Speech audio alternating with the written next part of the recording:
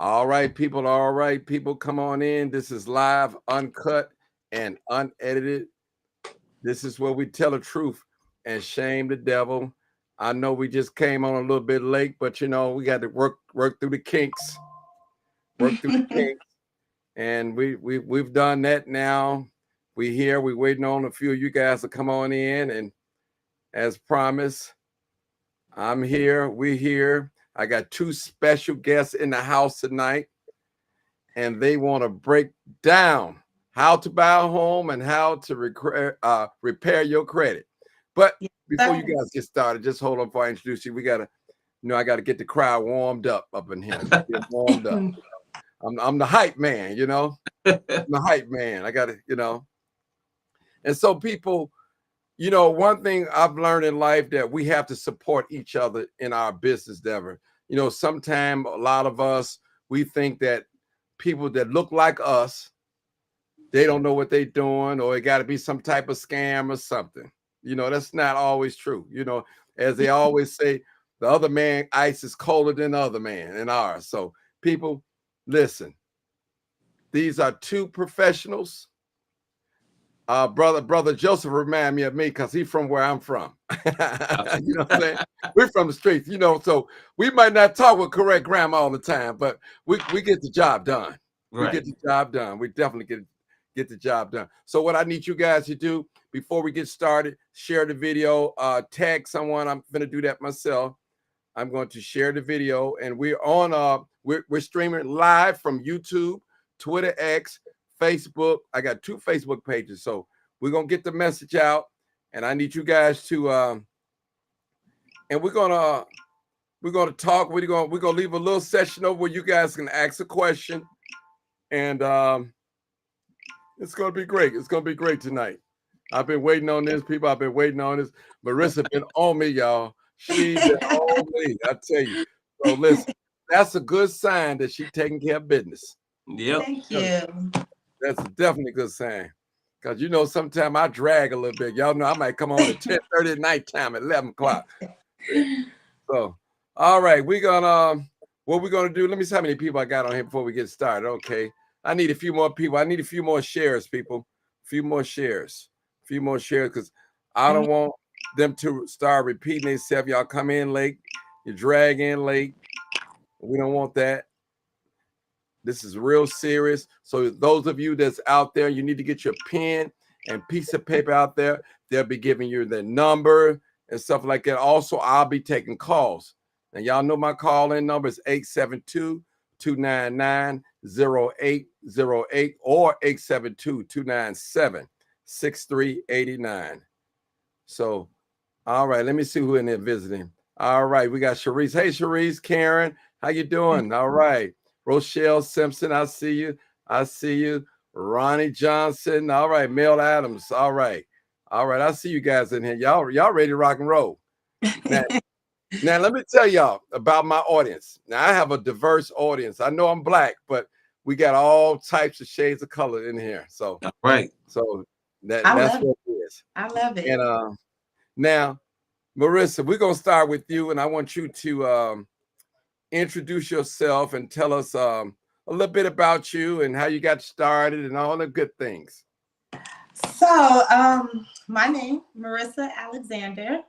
I go by Merissa the Star Realtor. And the name, I got the name basically. So when I was a little younger and I was still out, partying, they used to call me Star Girl in the reggae scene because my family Jamaican. So they used Where to call top me out? Star, huh? Jamaica Yachty. Oh my God. Yeah. Go ahead. Go. Oh my God. Yes. So they Those used to people. call me Star Girl. That was like my little nickname. And then as I, transitioned into becoming a realtor, I just took the girl off and just made it Star Realtor. So yeah, Merissa the Star Realtor. And I am from Chicago, born and raised. My parents, both parents are Jamaican. And yeah, I got into real estate 6 years ago. May 1st was my 6 year anniversary. And it was something that a friend of mine was like, you'll be a real good realtor. And I was like, really? You think so? And she was like, yeah. And I just went for it. I just did it. And and here I am today. So you are a Jai American. No, you're a Jai American. That's what I thought. Yeah, Jamaican. Jamaican. You said Jai, yeah, Yes, Jamaican. That's it. Jamaican. Yeah, you got some Yankee in your blood. You got Yankee in you. Okay, Yeah. beautiful, beautiful. Let's just hold on for a minute, brother Joseph. Tell us a little bit about you, bro. Well, I'm from Chicago too. I'm from the South Okay. Side. Raised in Chicago. Um, kind of from the streets a little bit. Kind of diversified. Okay. So I've kind of been throughout Chicago pretty much all of my life, from the South Side, from the West Side of Chicago. Um, that's pretty much where I'm from. Now, tell us how you got started. With the credit game, Yeah. well, to be quite honest with you, a lot of people know me from the entertainment business too. I work with a bunch of entertainers as well, right? Okay. So it was a point in time where some of the artists that I was working with, you know, they was credit rich, but I mean they was money rich but credit poor. Oh, okay. They couldn't really afford to, like, I mean they could afford to buy like cars and houses and all of this kind of stuff. And by me being like their manager, road manager, it was kind of like boggling me, like, man, how come, if I go to a dealership, I only got to put down $1,000 for a car, but if they go, they got to put down 10,000.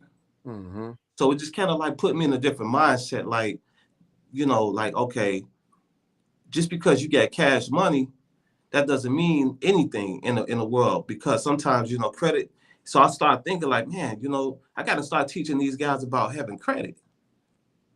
And that's what really kind of like jump started me off into like really, really diving deep off into it and really wanting to take it serious.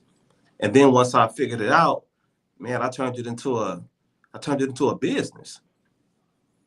Okay. All right. Okay. That's how I got started. And this was like maybe like 12 or 13 years ago. Mm. So you're self-taught. You learn. I'm my own experiment, to be Okay. quite honest with you. Right. Okay. What Yeah. better example? What better example is that? Yeah. What better? Yeah. This is how you did it. Yeah. I did it. Yep. Okay. So as I got good doing it, I was like, I could start teaching other people how to be successful, you know. And I just really seen how having money is cool, but having credit that trumps everything. Okay. All right. Let me get back to my friend, my yachty friend here. Yeah. All right. All right. Hold on, Joseph. I'm come back to you. All All right. right, Miss. All right, Merissa. What is some of the major issues most of your clients have with their credit? Okay. Wow. Okay. So a few of the major issues that I find that people have with their credit. So they come to me, they're excited, they're ready to buy, and then I send them to my preferred mortgage lender. And then that's when everything like halts, because we find out that they have quite a few missed payments, late payments, collections that they thought was just like, oh, this is something little, I don't have to pay attention to it.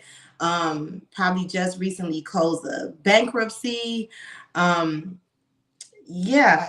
Evictions, those type of things will hinder you from being able to purchase a home, especially if they're very recent.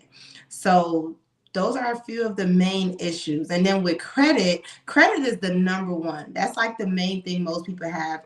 They'll be like, I'm ready to buy. I have the employment. I've been on my job for X amount of years. I have some money saved up, but the credit is shot because of those derogatory marks. So most lenders, they say that they could work with a score of a 580, but people have to understand, the lower your score, even if you find a lender that's willing to work with a score of a 580, that is very, very low. And you want the best services when you're purchasing a home. You want the best interest rate, the best perks that the banks can give you. And you won't get that with such a low score. Even if the lender can get you qualified at a 580 score, you really don't want to go into purchasing a home with a score that low. So, I always say 620 or better is where you really want to be at. Okay. I got another. Next question is, does all these issues require major credit repair? Um, if is so you have two types of situations, right? So you have a person that does not have established credit, and then you have a person who has bad credit. So there's a difference. So the person that just does not have established credit is a person that maybe just goes through their life buying everything cash. You know, you got some people like that. They get their income tax, they just go buy a car. And, you know, they prefer to just use a debit card instead of a credit card. So those people, they won't have bad credit. They just won't have any credit established. So they might be at like a 600 and something, but it's a weak 600 because you have no history, no credit history. And that's what banks are looking for when they are pre-approving you for anything, credit cards, car, a house. They want to see your history. They want to see your responsibility. And that person is that type of situation is a lot easier situation to deal with, opposed to a person that has bad credit. So if you have bad credit, you have a lot of derogatory marks on your credit report and you need your credit repaired. So those are the late payments, missed payments, bankruptcies, collections, those type of marks on your credit profile, you will need your credit repaired. I got you, Joseph. Just hold on, brother. I got you. Oh, I know a lot of questions. I know. I got you. All right. Now number 5 here. Do you only assist people who are looking to get their credit in order to purchase a home? No. So I have I have people that come to me that's simply just trying to get their credit in order just to be able to live a better life. You know, whether that's like I've had people come to me and say, I can't even get a car right now. You know, I'm taking Ubers back and forth, buses. I just need a car. Can you help me get my credit together? And yes, Joe and I will assist those people. So it's not only to purchase a house. Of course, most people who come to me, it is because they, are in the transition of purchasing. But no, that's not, I work with anyone. I like the fact that I love the fact actually that people do want to better their credit because, we need it.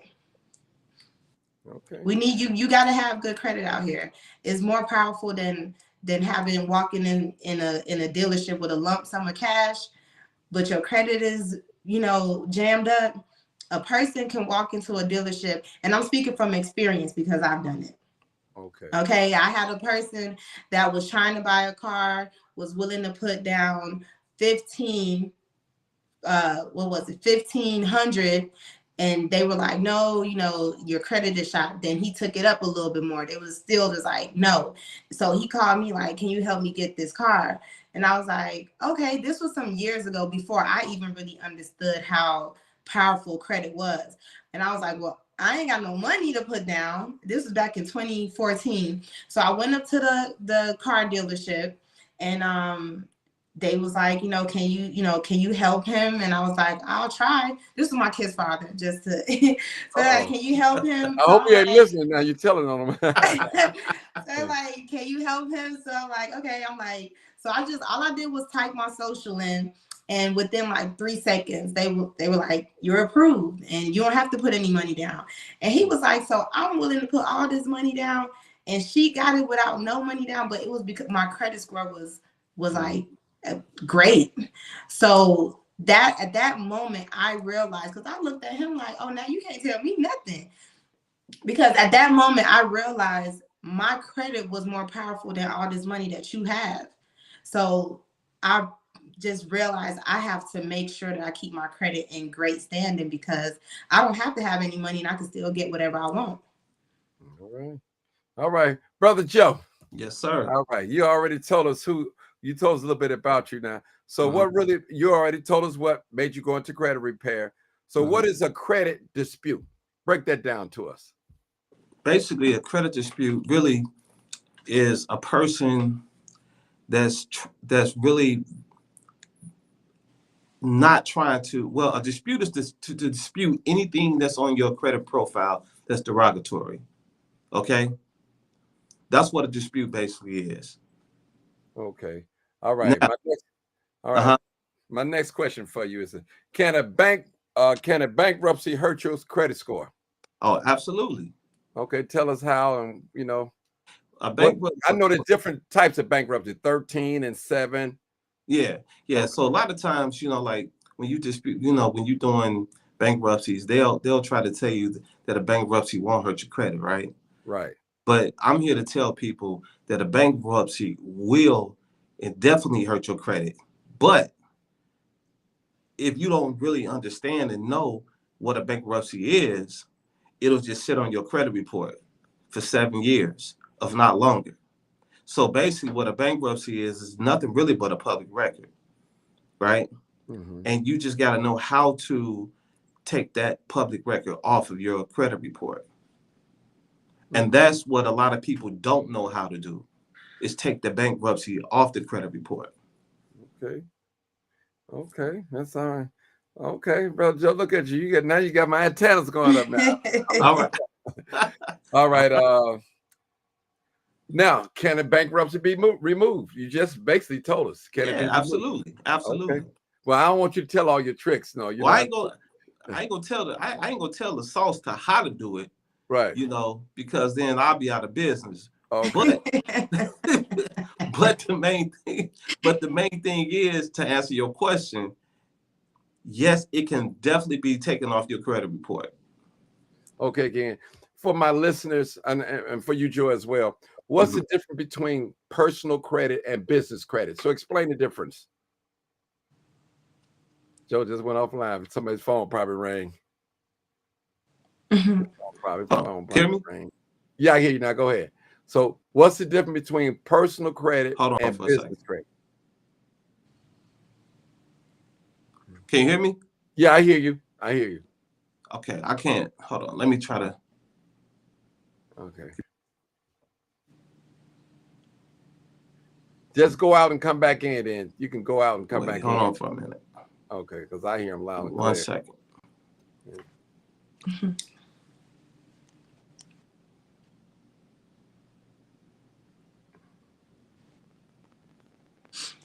So I got a Jamaican friend on here. Oh my God. I would have never guessed. We gotta go get some plantain and some curry chicken, some curry gourds. You already know. Listen, I've been on it since all these new breeds. I've been in 80s and 90s. Man, that's all I've been. These new breeds, they just come along and know about it. I said, y'all late. If you get some curry, some of the curry on your clothes, it ain't coming out. No. That ain't going nowhere. Nowhere. So that is not going nowhere. I'll tell you. So I could speak a little bit on the personal and business credit until Joe comes back. So Joe is the credit specialist. Okay. So he could go. I call him the credit doctor. Okay. Because he get real surgical with it. He got to take his time when he's dealing with one of our clients, because everyone's situation is different. So he has to really, for one, we have to know what you are trying to do, what your goal is. Once we know what your goal is and what you're trying to do, then that's how Joe knows how to really, put that surgery on your profile. But so everybody's case is different, right? Everyone's case is different. So anyone who comes to us, we have to analyze their situation differently from everyone. So, person like, well, how much do you charge? And it's like, there's really no just like set price, because we got to see what all you got going on first. Some people got a lot going on with their credit. So we got to analyze the situation first. But personal credit is personal credit. Well, now Joe's back. I was about to try to go into it just a little bit. Hey, Joe, she took your job over, man. I was about to try. I didn't want to just have people waiting too long, but Joe is here. So go ahead, Joe. Good, Joe. Okay. Now say between personal credit and business credit. Okay, personal credit basically is what it basically says. It's personal credit. It's really strictly for your personal things, right? Right. Your personal credit. It's basically consumer credit. Okay, like when people just basically get regular consumer credit cards. Okay, business credit is on a whole different playing field. Okay, that's when you're trying to level up and scale up on a whole different level. Okay, give you prime example on the business credit side. Say for instance, if you get a credit card on a personal credit card, like for Bank of America, right, and you got a great credit score, okay, you might get a credit card, say for $10,000 on a consumer side, right, with a 780 credit score, okay, and that's great to most people. But when you enter into the business world of credit, when you go get a credit card from just say any lender or institution, instead of getting a $10,000 credit card, you might get a $50,000 to $80,000 credit card. Hmm. That's the whole difference. One is consumer and one is commercial. So when you're really trying to level up, you know what you really want to do is you want to have a combination of personal and business credit. Those are the strategies, is to have both. Hold on, Joe. Hold on. Somebody on here said, they said Stringer Harris said, I can vouch for Brother Joe. He has helped me get my credit scores. That's a good thing. That's a good thing. That's Stringer. my man Stringer. Yeah. Yeah, that's my man too. Yeah. Yes, sir. Okay. That's good. We look, when I met Joe. Well, let me go ahead and let y'all finish. I'm over here about Okay. Lower yourself now. Come on, Joe. Hey. Come on, Brother Joe. Can you hear us? I don't know. Joe going through I don't know if he can hear us. Joe on that phone there. He'll come back in. He'll come back. Go ahead.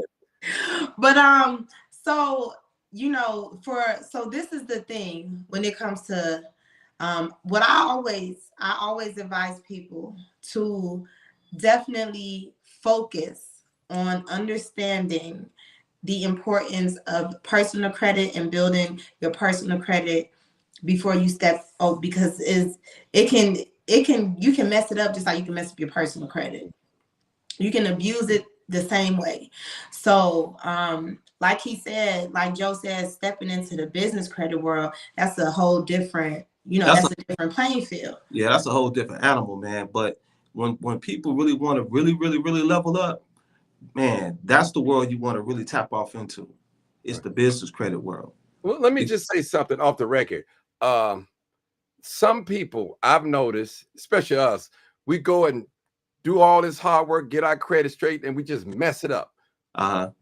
That's not. You still have to have restraint. You still have to budget. You have to budget your spending and all that. Don't just because you got an 800 now, you run out there buying everything. Well, let me tell you most of the reasons why we mess up, right? Okay. And Merissa, she gonna vouch to this. As she say all the time, in school, we was taught sex education, we was taught home ec, but we wasn't taught financial education. That's true. It's a magic number that I tell people all the time, because what I do is I try to KISS. And what KISS means, keep it stupid simple, right? So what I tell people all the time is keep it simple, stupid. And what that basically means, the magic formula is to keeping your credit on point is 30, the number 30. And what that basically boils down to is 30%, right? Do not go over 30% on any credit. See, when you understand that, right, okay, at 30%, that's the threshold. That's the red flag to a creditor, to the credit bureaus, that you in trouble. They be like, now he's living off of his credit. You see what I'm saying? Mm-hmm. So if you get a credit card, say for $1,000, let's say $1,000, right? You only spend $300 of that 1,000. That'll keep your credit cards in a safety zone. You see what I'm saying? Mm-hmm. So if you just keep everything at 30%, you're gonna be good. And then when you get to that 30%, try to pay it off as fast as you can, or at least pay the minimum balance, right? Put the minimum balance, on autopilot. So that way you don't forget, contact your bank, say, hey, listen, I just need the minimum payment taken out. It could be $25 to $30. That's the minimum payment on the average card, right? Right. And then when you get some extra cash, pay the balance down. And here's the secret: what people don't really understand. I call it the recycling of money.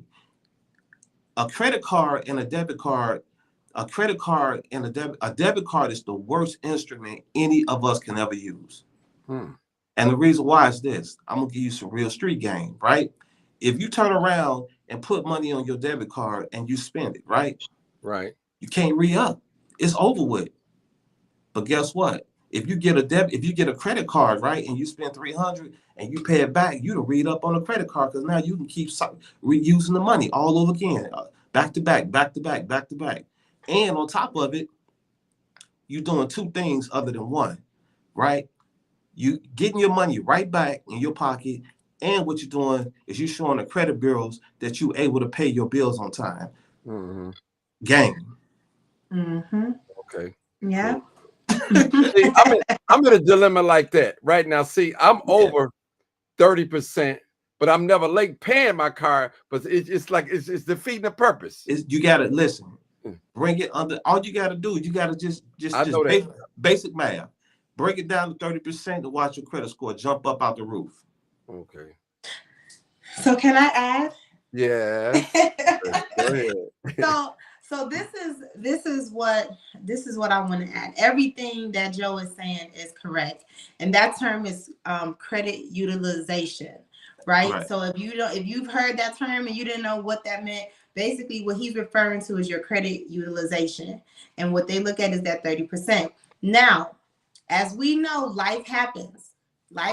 Sometimes we do have to depend on those credit cards because of a situation, right? Whether it's laid off or, hours got cut or whatever, So what I tell people, because, people always come to me and they're like, well, I was going through a little something last year and I got I had to max out a couple of credit cards. And I always just say, okay, life happens. The problem is you maxed out the credit cards and then you're not even making those minimum payments. So is one thing when they see that you have to depend on a card, but it's another thing when you depended on it and then you're not even trying to make the minimum payment. You're just not paying it at all. So now you're going 2-3 months missed payments. Now that's like a triple whammy. So if you get in a situation where you did have to max out a card or you do have to max out a card, do what you got to do, okay? But just make sure you make that minimum payment every month until you get back on your feet and, even if and you can pay it off. Even if it's $20.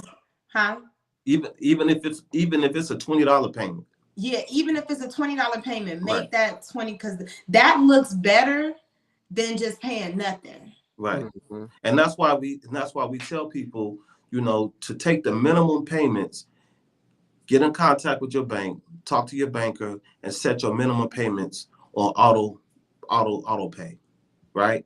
And that's it. Because everybody pretty much, no matter how bad your situation is, you can pretty much make the minimum payments, even if it's $20 a credit card. You know what I'm saying? Until you get back on your feet. And the whole purpose of having business credit is this. You see, when you get business credit, and the beauty of business credit, if you got a $50,000 credit card, right? Amex card or Chase card, the great thing about having business credit, if you max those cards all the way out, right? It will never affect your personal credit score at all. And that's why understanding business credit is really superior than personal credit, because I teach a lot of strategies as far as okay, if you got a good business credit profile and you got good credit cards on your business, what you can do is pull the cash off of the credit cards, off the business credit cards, and pay down your balance on your personal credit cards and raise that score back up to a 780, and then apply for some more cards. You see? So it's a whole lot that a person can do when you understand the process, especially like when what we, teach people is about corporations, shelf corporations, how to take a personal guarantor, add them onto a business profile, right? We also add business trade lines to corporations as well, because we are a data furnishing service as well. And that's another topic that I only talk to clients face to face or in person about, those type of things. And those are credit boosting tools that can take a person from having $50,000, $5,000 to having $1 million, $2 million, $3 million, $4 or $5 million. This is how the rich gets super rich, is business credit. Okay. Wow. So listen, we still rolling. Now, it's some questions that nobody really called in, but let's take some questions in the audience. Okay. Somebody asked, let me put it up on the screen. Somebody said, what's the 30-70 rule? You guys understand that? Yeah, we just explained it. Okay. All right. We'll go past it. Yeah, you did. Explain it you again. Explain it again, Joe. Right. 30%. Keep all your credit cards below 30%. So what's the 70? What's the 70% for? Because they asking questions, so we gotta break the questions so down. Anything over 30%, that's your safety zone. If you keep everything at 30%, you safe. 70%, you in a danger zone. Period. Okay. Now let's go down as we're gonna find some of these questions. All right. Let's see. All right. Tell us about what is revolving credit? Revolving credit are credit cards. Like, just say like a credit card. That's a revolving credit. Like if you get a credit card from Chase, Bank of America, that's what's called revolving credit. So let's say, for instance, you have, so when you look at your credit profile, okay, and it says your total revolving credit. So let's say you are a person, you have 5 credit cards, and each of them is $5,000. So your total revolving credit is $25,000. So that's revolving credit. You add up your credit limit on each of your credit cards, and then that would be your total revolving credit. Okay. Now I got a question for you too, Merissa. Now, what advice that you would give first-time home buyers to start doing if they're planning to buy a home? We know take care of credit, but employment and stuff like that. Yeah. So these are the main requirements. Okay. Employment. So if you are currently on a job and you have been on that job for 2 years, you have already met the employment requirement. Okay. Because most lenders require 2 years. Also, bank statements. They are going to ask for your last 2 months of bank statements. So if you are a person that, makes a lot of large cash deposits, you will want to not do that when you get to like a few months before you start the process, because the banks do not like seeing that. They don't like seeing large cash deposits. They're going to ask you to write a letter to explain each and every one. So when they look at your bank statement and they see anything that is not what's considered traceable, so like direct deposit from work is traceable, right? But if they see anything else like Zelle payment, $1,000, Cash App, they want to know, where did this money come from and why? So make sure that you're keeping your bank statements clean and straight cut. 2 years of employment and credit score. Credit score 620 or better. 620 or better on the credit score. And if you do have some derogatory marks on your credit report, you want to get those taken care of before you start. Now, what about if a person have a judgment, a landlord judgment on their credit report and trying to buy a house? Now, how do you guys? Even with the landlord judgment, it would depend on how old it is. And sometimes, again, stuff happens, situations happens. I've had people that was like, you know, I didn't get evicted. I left because the landlord was a slum landlord or whatever. I can't believe he put an eviction on me. And in a situation like that, the lender would ask for an explanation, a letter of explanation as to what happened. And they have their ways of doing their research. So they'll be able to find out, you know, what's true and what's not. So it's very important to just, you know, be as honest as possible with your situation. When you are starting the process, don't hide anything, because they will find out, especially if you are going for an FHA loan, which most people do, because you get to put less money down. And FHA stands for Federal Housing Administration. Okay, that first word is the main word that you got to pay attention to. Federal. So they don't get in your business, and because you know their goal is they don't want to, you know, they don't want to give out a mortgage to a person that's doing anything fraudulent. So that's why they dig so deep into your business. You know, it's just the process. Okay, we need to take a quick break. The break is, I need you guys to give us your phone number real quick, and maybe can you put it in the chat, Marissa? Sure, put it in the chat. Okay. Yeah, just put it in the chat. You can do it now or later or whatever. Right now. So you want me to type it in there now? Yeah, type it in. Type it in. I can pin it up. Yeah. Okay. Joe, don't worry. I know you're using that little text app. We got you. We're gonna put you on. Marissa, put his number up there too. Yeah. Let's see. I'm trying to see. I'm trying to see how I do. If not, just say it out. Just say it. And do I do it on Facebook? You can do it on Facebook, but just say it as well too. Just say it as well. My number, my direct cell number is 773-816-2400. Again, 773-816-2400. And my number. Oh, yeah. okay. I'm sorry. And go ahead. I can be reached at 708-654-2370. That's my cell. I also have a toll-free number, which is 1-800-516-55. Again, 708-654-2370. That's my direct cell phone number. If I'm not able to be contacted there, you can contact my office at 1-800-516-5538. So I'm understanding that your office is in Orlando, right? No, Orland. Orland. I'm talking Orland. Orland Park. Right. Okay. We got one in Orland, and then also we have one on Wabash. Okay. Cool. I'm sorry. Wacker Drive. I'm sorry. Wacker Drive. Okay.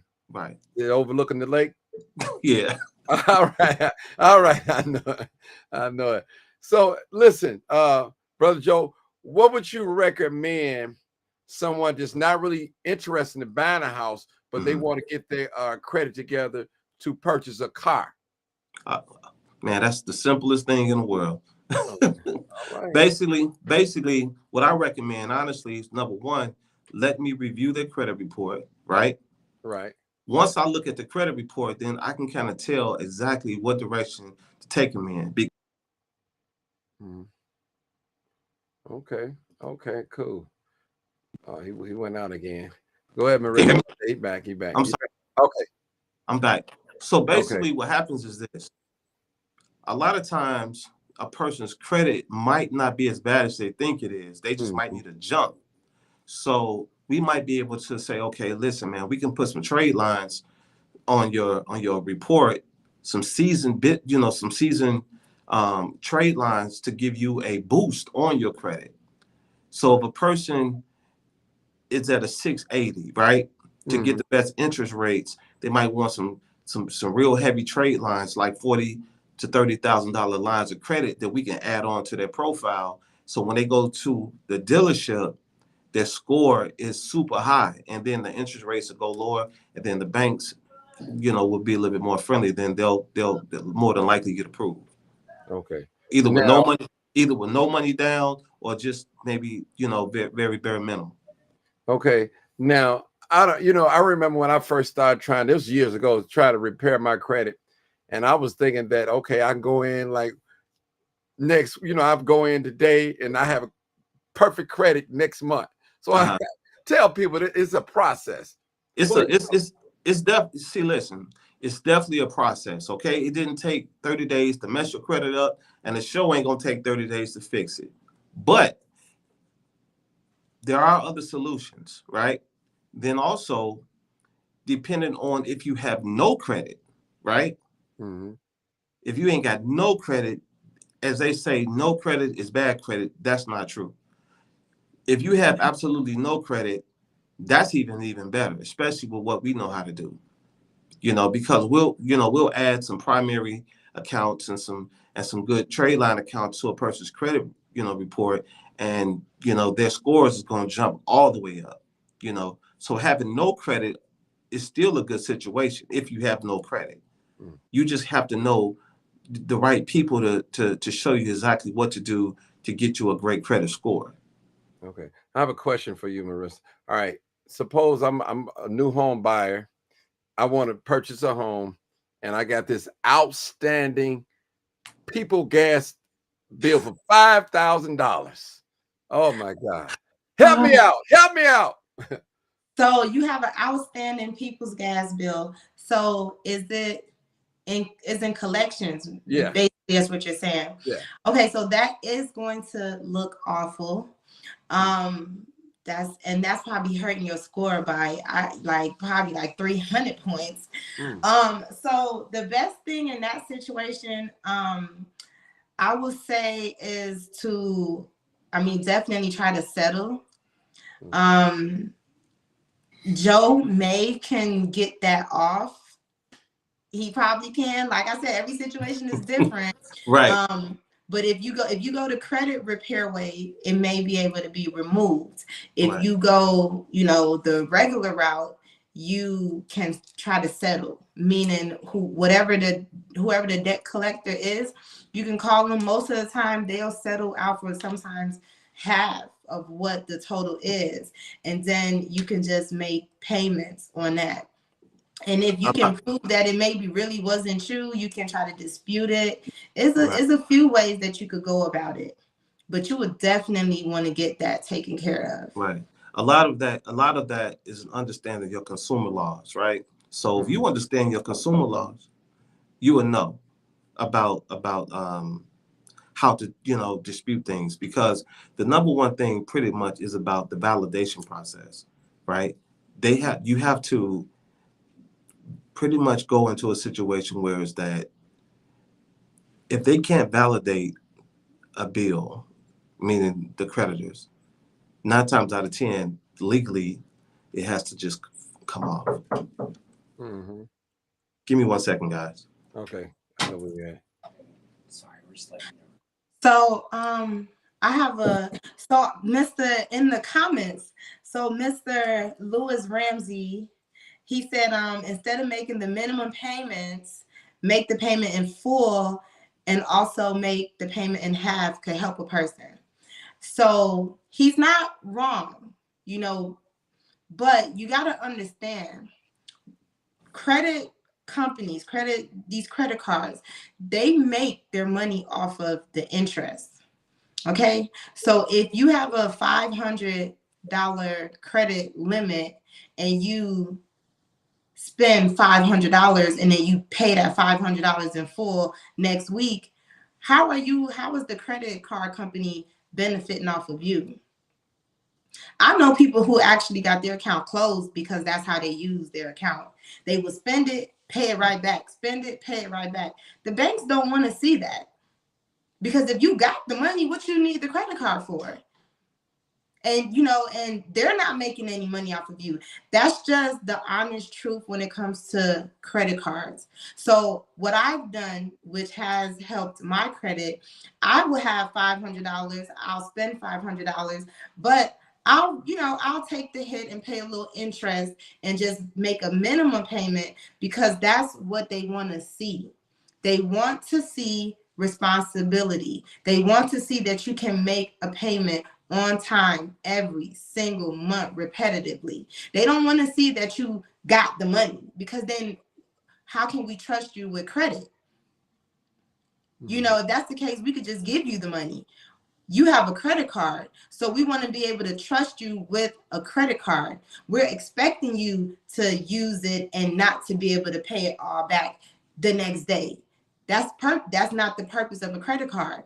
So I personally do not recommend anyone to use a credit card and then just pay it all back.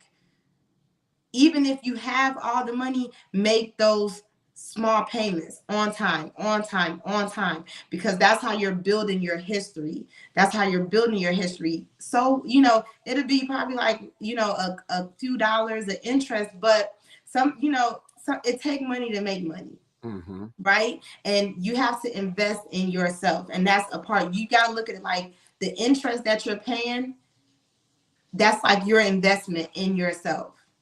And this is something that I have done plenty of times.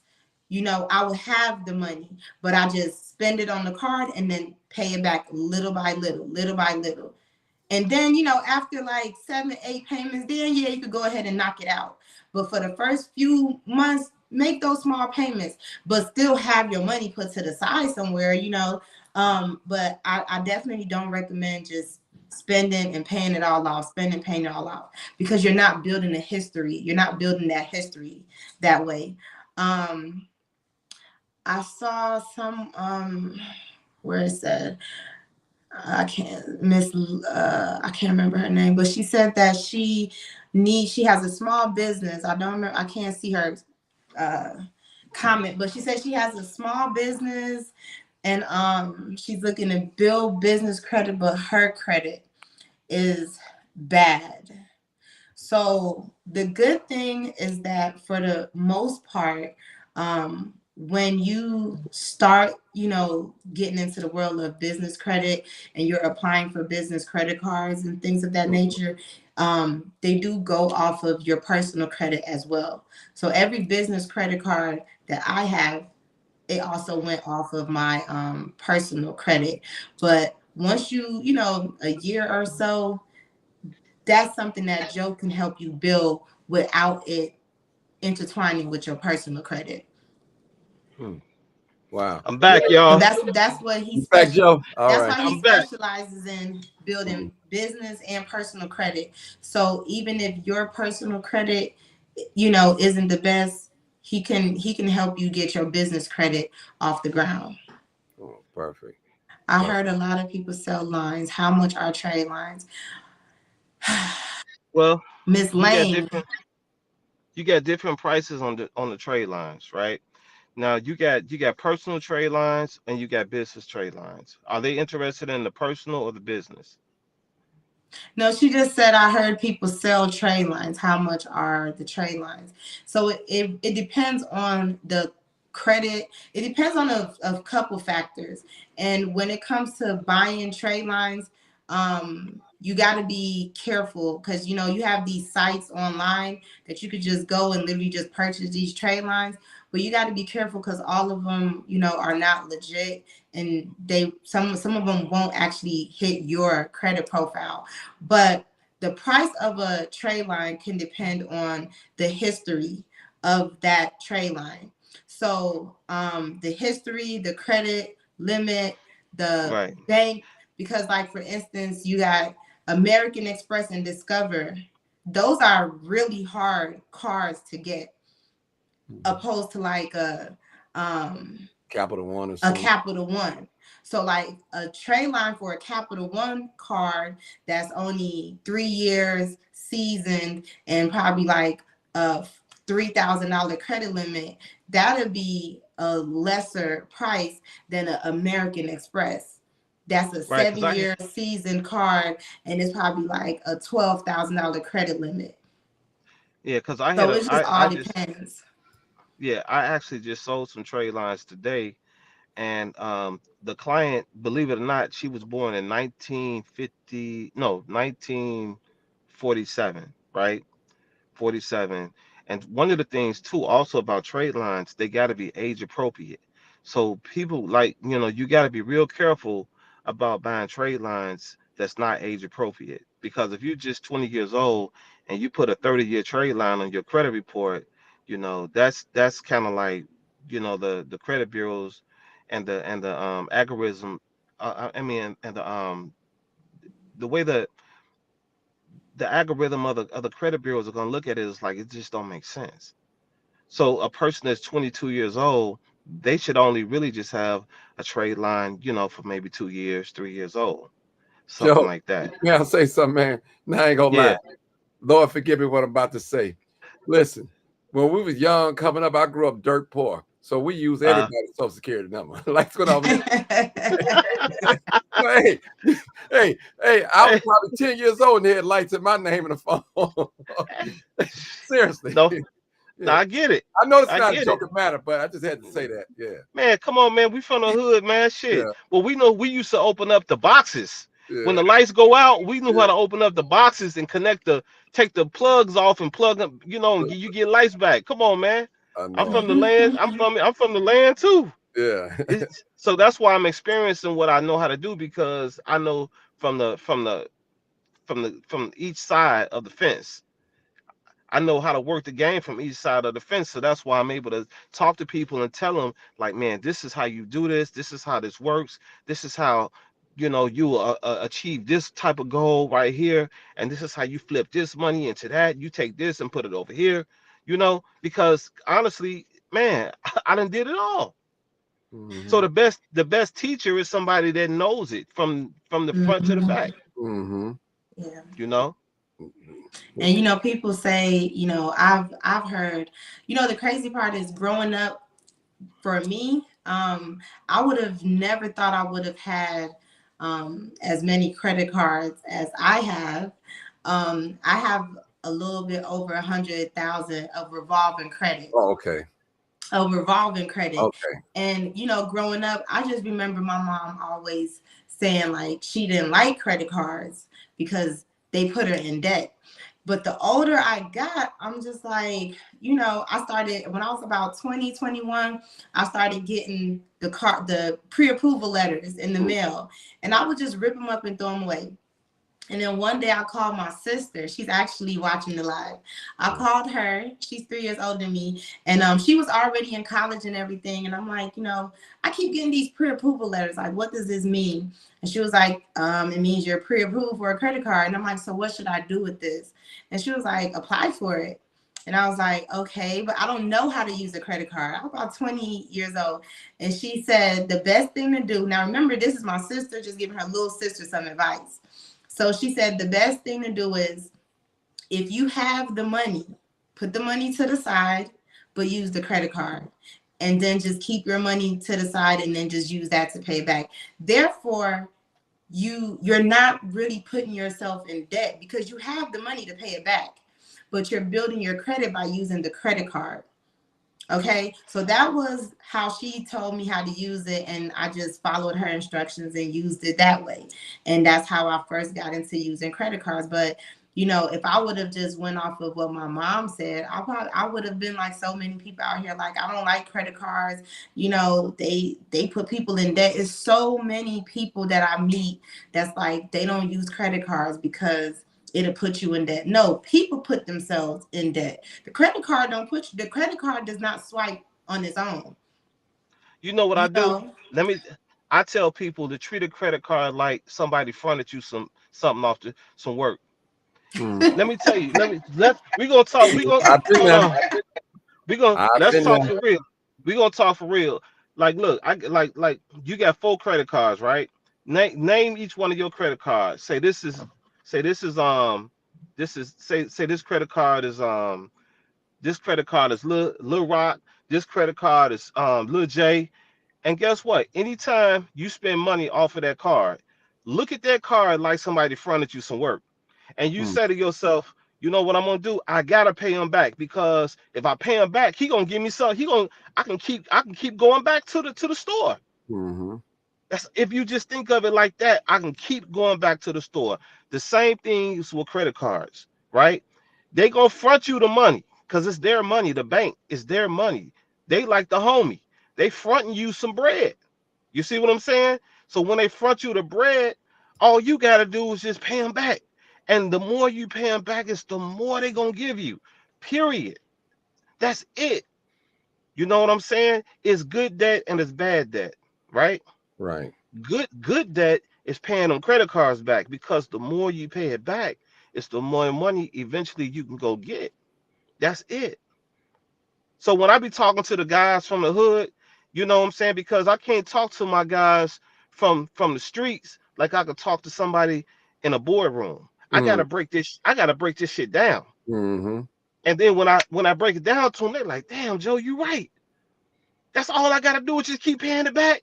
Man, just keep paying it back, bro. And now guess what? Now now when you call a credit card company, you've been paying them back for, say, about a year, right? Now you call them and say, hey, can I get a credit increase? And now they done took you from 5,000. Now they gave you a $25,000 line of credit. Mm-hmm. You see what I'm saying? And you multiply that by each credit card. So now you at 25, 75, 100,000.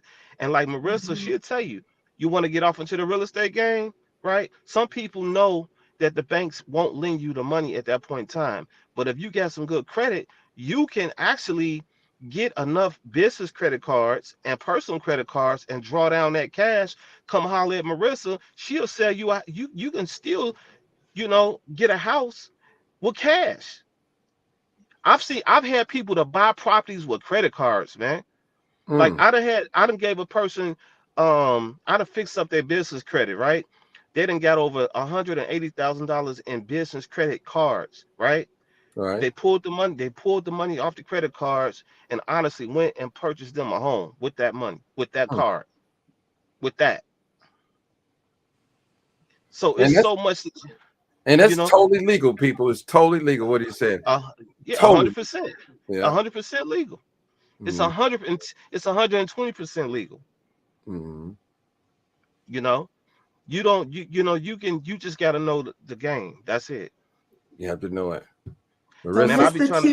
Q, Mr. John Q, he said a comment. You are building your history when you use your credit and pay that amount off. It's recorded on your history while going forward. So, you're building when you start using a credit, anything, light bill, anything that you're doing using your social security number, you're building credit, period. So I never said not paying the amount in full is not building history. You're building history regardless, but the type of history you're building when you're making minimum payments versus just using it and paying the full amount off is different, if that makes sense. Yeah, and believe it or So not, you're building history regardless. You're building your history, yes. But I was just saying to use a credit card, spend 500, and then you come, next week you just paying the 500 off. The credit, they're sitting back and they're looking like, okay, well, he just needed a quick little loan real right? quick. So It look, yeah, you gotta know how to play the game with the credit bureaus, right? yeah. Like I said, it's It's chess, just not like checkers. and what Joe means by you have to know how to play the game, right? It's just like, for instance, I'm sure a lot of people can relate. You pay something off or you close an account because you paid it off and then your credit score drops. And then you're like, I thought my credit score was going to shoot up because I paid this off. Why did my credit score drop? Because you closed an account. You never It's close, an account closed. They right? don't want to see an account closed because Right. You now never close the account, you're not using that credit anymore. So that's right? why initially you pay off an account, it closes, your score is first going to drop. It's going to drop a few points Mm-hmm. because an account was closed. But then, maybe like in 30 days or so, you'll see it kind of go back up because now whatever you paid off is no longer on your debt. Is no longer part of your debt if you had debt. I need one of you guys That to makes ask sense. a question. We got John Q said, that's crazy. Buying a house with a credit card is insane. Double interest rates from the card and mortgage loan. That's not good at all. Well, that's not true. Let me tell you what I can you hear me? Yeah, go ahead. Loud and clear. Go ahead. Okay. I said you can purchase a home with a business credit card. So he got it confused from a personal standpoint, from a business standpoint. when you get business credit cards, number one, they don't even charge you interest on the cards for up to 12 months. That's why you got to come see a real professional so that way we can teach you the real game.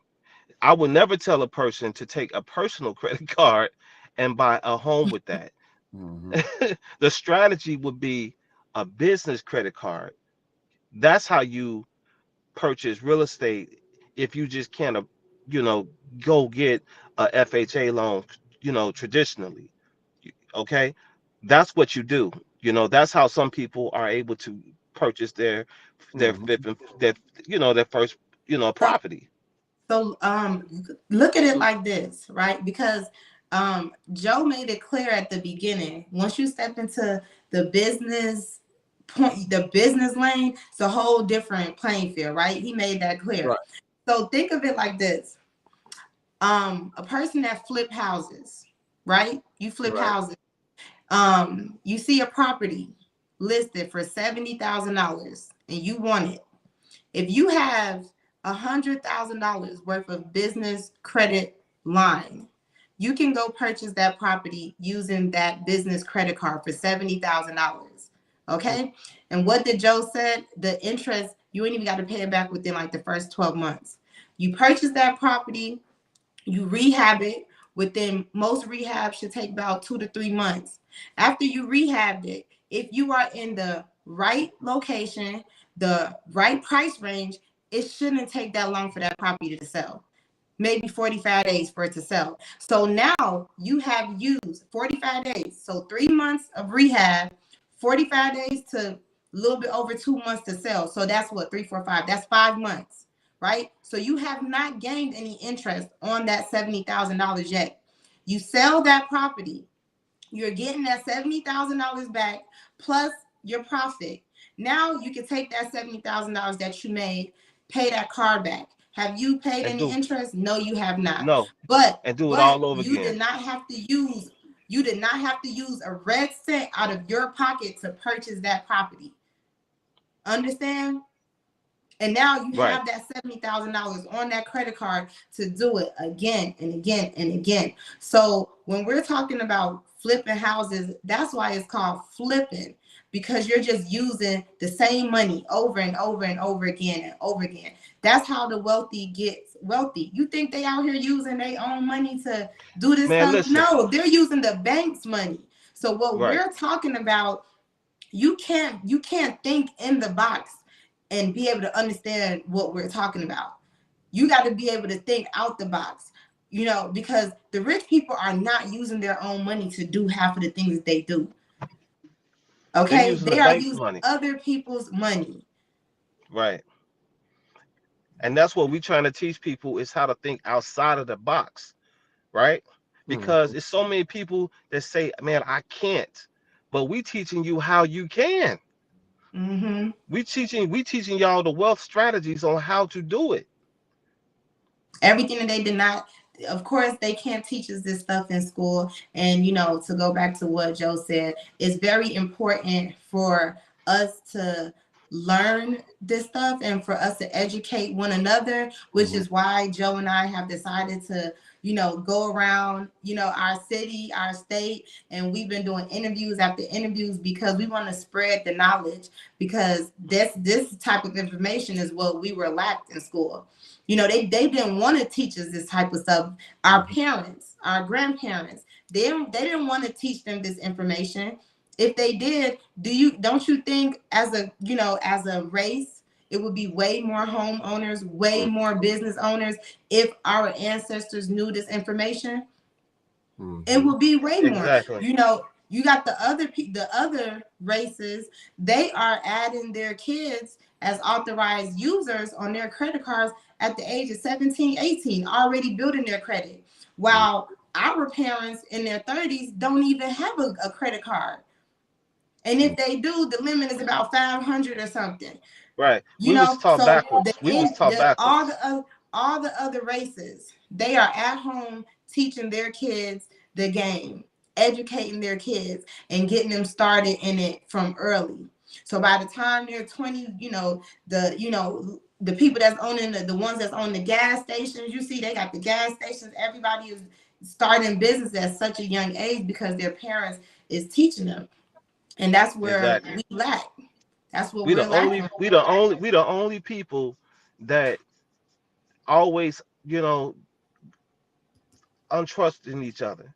We the only people that just want to watch what other people got, Mm-hmm. opposed to trying to, figure out how to, how can I win? How can I get this? What, I'm not trying to pocket watch. I'm not trying to, count your money or this person's money. Our people got to learn that when you start counting other people's money, you shorten your own blessings. You got to learn, exactly how to be in a financial situation where is that you can win and you can succeed. And this is why me and Merissa, we so adamant about it, because honestly, we know these things, and we hate to see our people like behind the eight ball.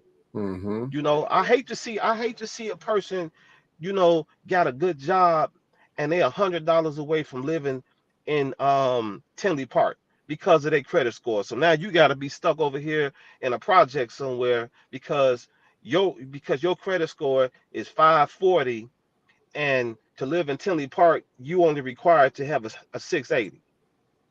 You only a 40 to 50 point jump from living in an area where you can raise your family without, having to fear that your kid or your daughter is going to get, mugged or shot, you know what I mean, or something like that. And that was and see, separate see right now what they're doing right now, instead of like, they don't have the racism like bluntly out there anymore. It's not racism where you can see it. The racism right now is in, can you get approved or not? That's how people are basically separating you now from credit scores. They're like, hey, you know what? You at a 540. I'm sorry, you can't live over here, right? But if you at a 680 or a 740, they can't tell you can't live over there. You know, Mhm. I don't even know what it's like, honestly, for the last 10 years to get denied for anything. Mm-hmm. I don't know what it's like for a person to tell me no. Mm-hmm. You know what I'm saying? You know how good it feels, man, when you can go somewhere and you run your credit and you know for sure, you're going to get approved for something, opposed to like, damn, let me roll the dice, man. I don't know what's going to happen. You know what I'm saying? If you know your credit score is A1, you know for sure if something goes wrong, it's not on you, it's on their end. Mm-hmm. Like, y'all need to go check that, because it happened to me one time. I had filled out an application for a line of credit at Home Depot, and the lady said I was denied, but I just got approved in Lowe's for 75,000 on a business credit card. So she was like, "Well, I'm sorry, you just got denied." I said, "Man, let me see the application." She put the wrong EIN number in the Oh, application. oh, wow. So when I looked at it, I personally knew that there was something wrong because I knew my credit score, right? I Right. just got approved. So when she was like, "Oh, I'm sorry, I put in the wrong number," she corrected the number, went back in there, ran my application again, got a cool 50 racks on Home Depot. I used that money to rehab one of my properties Mm. I got and a and flipped it. I got a question too, real quick, and I got a question for you, Marissa. Bro, Joe. Now, Hmm. explain to the people what is Hmm. an inquiry on the, like when you pull credit and you get denied an inquiry. Okay, I'm gonna give it to you in the real. Like, just say if a person go to a car dealership, right? Right. They have a system which is called auto track. Okay, so going to a car dealership, and I tell people and I teach this all the time, going to a dealership is one of the worst things to do to go get approved for a vehicle. Okay, because what they do is your they'll run your credit about 20 times, because what they're trying to do is shop the deal to a particular lender. Whoever's going to buy the deal, that's what they're trying to do. Okay, so they just throw it out there. They just throw it out there. So now what happens is you get about 10 to 15 inquiries on your credit report, and inquiries are people that's inquiring about, can you about the loan. So I tell people all the time, never go to a dealership. The first thing you want to do if you want to buy a vehicle, go to a credit union, sign up with a credit union, tell the credit union you're looking for a vehicle. They're going to pull your credit one time. Now you get one inquiry because inquiries lower your credit score. Mm-hmm. Okay. So that's what I tell people. Don't go to a car lot. You go to the car lot to find the vehicle that you're looking for, but to finance it, go to a credit union. Let the credit union, all you got to do is find a vehicle, go to the credit union, hey, with a good credit score, of course, and you say, hey, listen, I found a car that I want. I don't want a bunch of inquiries on my credit report, so I just want y'all to run just, my credit one time. And that's what they're going to do. They're going to run your credit one time. Okay. All That's right. it. Question for you, Merissa. Now, suppose I'm at a salary of at 100,000, and I tell you I want to live in a certain area. I want to buy a house in a certain area. Mhm. Now, how do you help me out with that? I'm just asking. So, so, so there is this term called debt to income. Okay. So the area you want to live in is never really based on your salary. Okay. Okay, if that makes sense. Well, let me just say Technically, this. Now, Tilly Park, we know I'm not gonna go out there and buy no $30,000 house. Right. Maybe the rehab if it's all beat up or something. I'm talking about, you know a what I'm moving, saying? a moving, moving ready to live in. Yeah, right. Moving ready to live in. Let's just say updated. You know, you probably looking at like close to 400, Mhm. and on a salary of 100,000, technically you should be able to afford that home. But what is your debt? So that's what debt to income is, and that's what lenders look at. So if you have two people that's at $100,000 a year, but you have one person that has $70,000 worth of debt, and then you have the other person with only like $30,000 worth of debt. Even though y'all both make $100,000 a year, the person with the less debt is going to get qualified for more. That's what debt to income is. So you can make $100,000 a year, but if you have a whole bunch of debt, you're going to get qualified for probably the same amount a person that made $60,000 or $70,000. So it just all depends. But when starting the process is, especially if you're in whatever bracket you are in, whether it's 60,000 a year, 70,000 a year, you just want to make sure that your debt is as low as possible and you'll qualify for a decent amount. To give you an example, I had a client, she was at about 70 grand a year. Mhm. Um, she had a little debt, nothing too crazy. I think it was definitely like under $10,000 worth of debt, and she was pre-qualified for 260,000. Got her a really nice house in South Holland. Mhm. So, and that was her first time home. So it really just all depends on how much debt you have. But yeah, and what Question. you're actually looking for. Another question too. Do you advocate for your clients to have like with the first time buyer? They sometimes they give them money up front. Help hold. Yeah. Yeah. So Look at me, so bro. this is I'm working you, Marissa. I'm working you. I'm working you.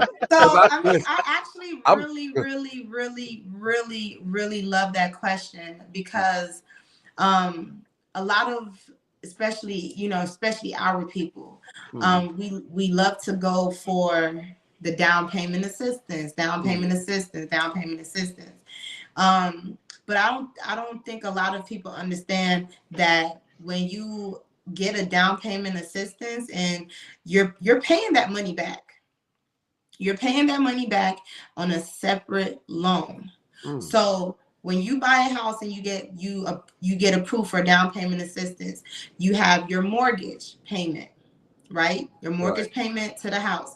And then you have a second loan which is that down payment assistance. So if your down payment was $5,000, you're paying whatever your mortgage payment is monthly plus what the monthly payment is for that down payment assistance loan that you got. It's not free money. It's not like they just gave you money. And that down payment assistance money has interest on it. So if you are really in a situation where you just you cannot come up with your down payment assistance, okay, if they have the program, go ahead, shoot, go for it. But if you're in a situation where you can pay your own down payment, pay it. Because technically you're paying it back. You're paying it back plus more if you go through a down payment assistance. So if you could save up an extra $5,000 and, you know, knock it out, then just knock it out. It's like you're paying more upfront, but it'll pay out in the end.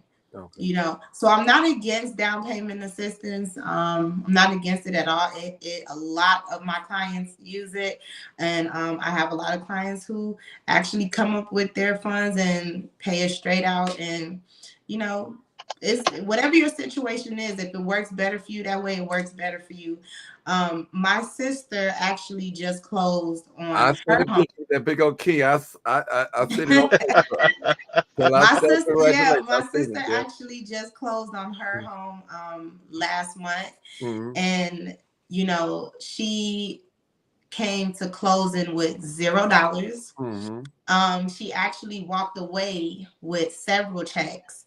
And the way how that was possible, she, like I said, I want my clients to be honest with me. Right. So she came to me, she told me she was ready to buy. She was like, but I ain't got no whole bunch of money saved up. I said, how much do you have saved up? She told me about $2,000. I said, okay, $2,000 is enough to cover your earnest money deposit. Okay, so when you put in an offer on a property, you got to put a deposit down. It's like a security deposit on an apartment. So it's showing that you're serious, and if all fails, you do get this money back. So I told her, you know, whatever property, we're gonna put $1,000 down for earnest money deposit. So now you got another $1,000. You got to pay for your home inspection. Buyers have to pay for their own home inspection.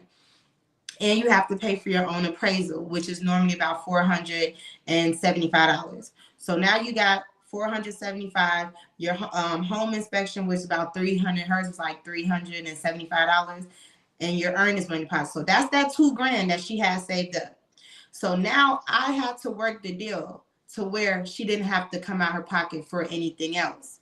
So I got the seller to agree to a 4% seller's credit, which totaled $8,000. So that $8,000 covered her closing costs, which was only like $3,000 something. So she had money left over. The money that she had left over, the lender said in order for her to get approved for the home, she had to pay off 8 of her credit cards, pay them off. That money that she had left over from the $8,000 that the seller gave her, they broke that money down and paid off all her credit cards. So she didn't have to pay off her credit cards out of her pocket. The seller's money paid her credit cards off. And she was approved for the down payment assistance. So she got the down payment assistance, and she got $8,000 from the seller, which covered her closing costs. She walked away with an $800 check and 8 credit cards paid off. She's in great condition. But what I told her, I said, remember, you still got this second loan, this down payment assistance. So now that you pretty much came up, I said, when you're making these payments to this down payment assistance, because her down payment assistance, the loan was like $6,000. So I basically told her, make the payments as you can, but every time you get a chance and you come up on some extra money, knock it down, because it's interest on it. So you don't want that little $6,000 that they gave you to turn into, $6,500. So pay a little bit more if you can. Knock it down. I basically just told, try to get rid of that second loan as quick as possible. And so she was my first client that literally came out of pocket a total $1,800 to buy a house. Wow. That's a good. $1,850 is what she That's a spent good out of game. her pocket. That's a good game. I got one more question. I'm gonna get to you, Joe, in a minute. I'm That's cool. drilling Merissa. I'm drilling her. Nope. Listen, now, what would you recommend for new home buyers to have a 30-year mortgage or a 15-year mortgage? Well, I honestly, I haven't seen any of my clients get a 15-year mortgage. All of my clients have, gotten the 30-year. And that's a really good question because I've never seen where they even get that option. Mm-hmm. So that's something that I would actually want to look deeper in on. Like, does a buyer get the option to do a 15-year or is it just straight 30? Now I do know, the type of loan you get, whether it's like conventional or FHA, is based on your credit.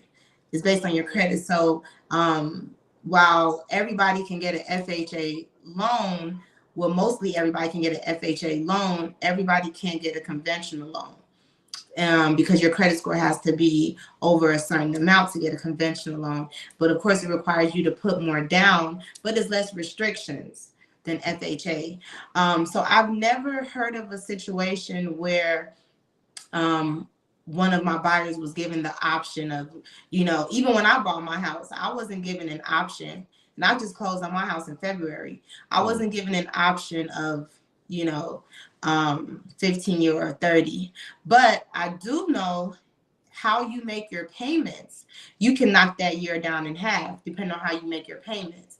So if your mortgage payment is $1,800 a month, and if you want to pay more on that, you have all of the option to do that. They don't restrict you on how much you pay and how often you pay. So if you want to pay $3,000 in a month, you can do that.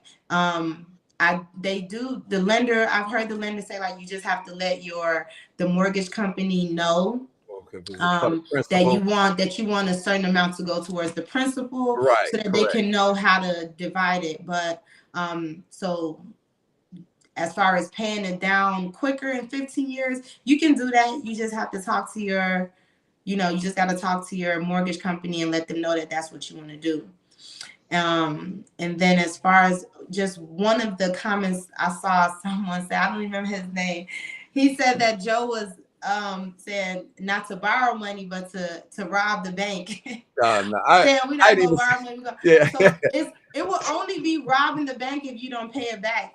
Everything that we're Exactly. talking about is you paying the money back. You're paying it back. It's just, if I got $70,000 in my savings account and I could go to the bank and get a $70,000 loan and use their money, I'm gonna leave my money liquidated in my account. Or if I could use a business credit card and do this $70,000 purchase that I know I'm gonna pay back, why not do it? Why, and just leave my money nestled over there. So it's not robbing the bank. Nothing that we have said is nobody paying the bank back. Like, no, you want to pay the bank back. That's how The bank they is your best keep friend. funding you. That's how they Right. keep funding you, because you're giving the money back, you're paying them back, and now they see that they could really rock with you. Right. They could rock with you. Hold so on, it's like, go ahead. I got a question for Joe because he's been too quiet. I got to get. No, I'm listening. Now, I need you to be honest with me. Yeah. Tell me one of your worstest cases that you helped get their credit back on track. One of your worstest that you can remember right off the top that you helped. They had so many bad trade lines on there, different things. One of the worst cases that I helped somebody get their credit on track and they messed it up. Yeah. I mean, let me think. Yeah, I had a client before. they wanted me to fix their credit, right? So we fixed their credit for them. They was actually trying to purchase a home, right? Okay. I told this individual, I said, listen, this is what you do not do. Do not buy any big ticket items before you purchase this home first. Okay. Right? What this person did was completely opposite. right? They went and bought a $70,000 truck, Mm. right? And then they was like, okay, we need to go. Now I'm trying to buy this house. So when I sent them to a lender, this is before Marissa and myself, started teaming up, partnering up. The lender was like, we can't get them approved for this house because man, they just bought a $70,000 truck. So what happened is now, like Marissa was saying, the debt to income ratio was out the roof now. You see what I mean? Mm. So that's why lenders always tell people before you purchase a home, do not buy anything at all. And that was one of the worst situations because this person really needed a home. And Mm. I told him, why would you buy these cars? Not only one, they bought two. Mm. They bought two vehicles, right? And then wanted to turn around and buy the house after they bought the two vehicles. And I was just like, that was completely backwards, you Mm. You gotta know. thug it So out. that's the huh? I said you gotta thug it out when you know that you're about to Yeah, go through the yeah. process. That was the You know. I felt sorry for them, man, because they spent a lot of money on fixing their credit, and grabbing trade lines and everything to boost up their score. And it was just like I told them, man, you all are definitely in a position to get the home. They got pre-approved for the home. They had a pre-approval letter. They got pre-approved for the house. Okay. And then when they was ready to purchase the home, I hooked them up with a lender. I mean, with an agent. And then they came back and was like, "Man, you got," and they were screaming, "Ah, we got denied." I was like, "You got denied because you got two vehicles on your credit report, one for 70 some thousand, and then you bought a Tesla. You know, so Mm. you got a big old monster truck for your husband, and then you got you a Tesla, and now you want a $300,000 home. It's just not computing up right now because now your debt to income ratio is so high. They looking at it mathematically like how you can't afford this right now. Hmm. Okay, Yeah. Marissa, I got a question, real. I'm gonna come back to you, Joe. Just thought about Mhm. it. Now, suppose a person gets a settlement. We'll just say $200,000 settlement. Hmm.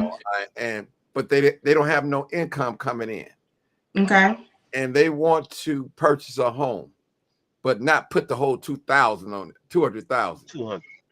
So, will they be able to get up mortgage by not having no income, but they have the money in the bank with it? So, So, I know that's a good one, um, isn't it? That's a I good one. love your questions, by the Uh-huh. way.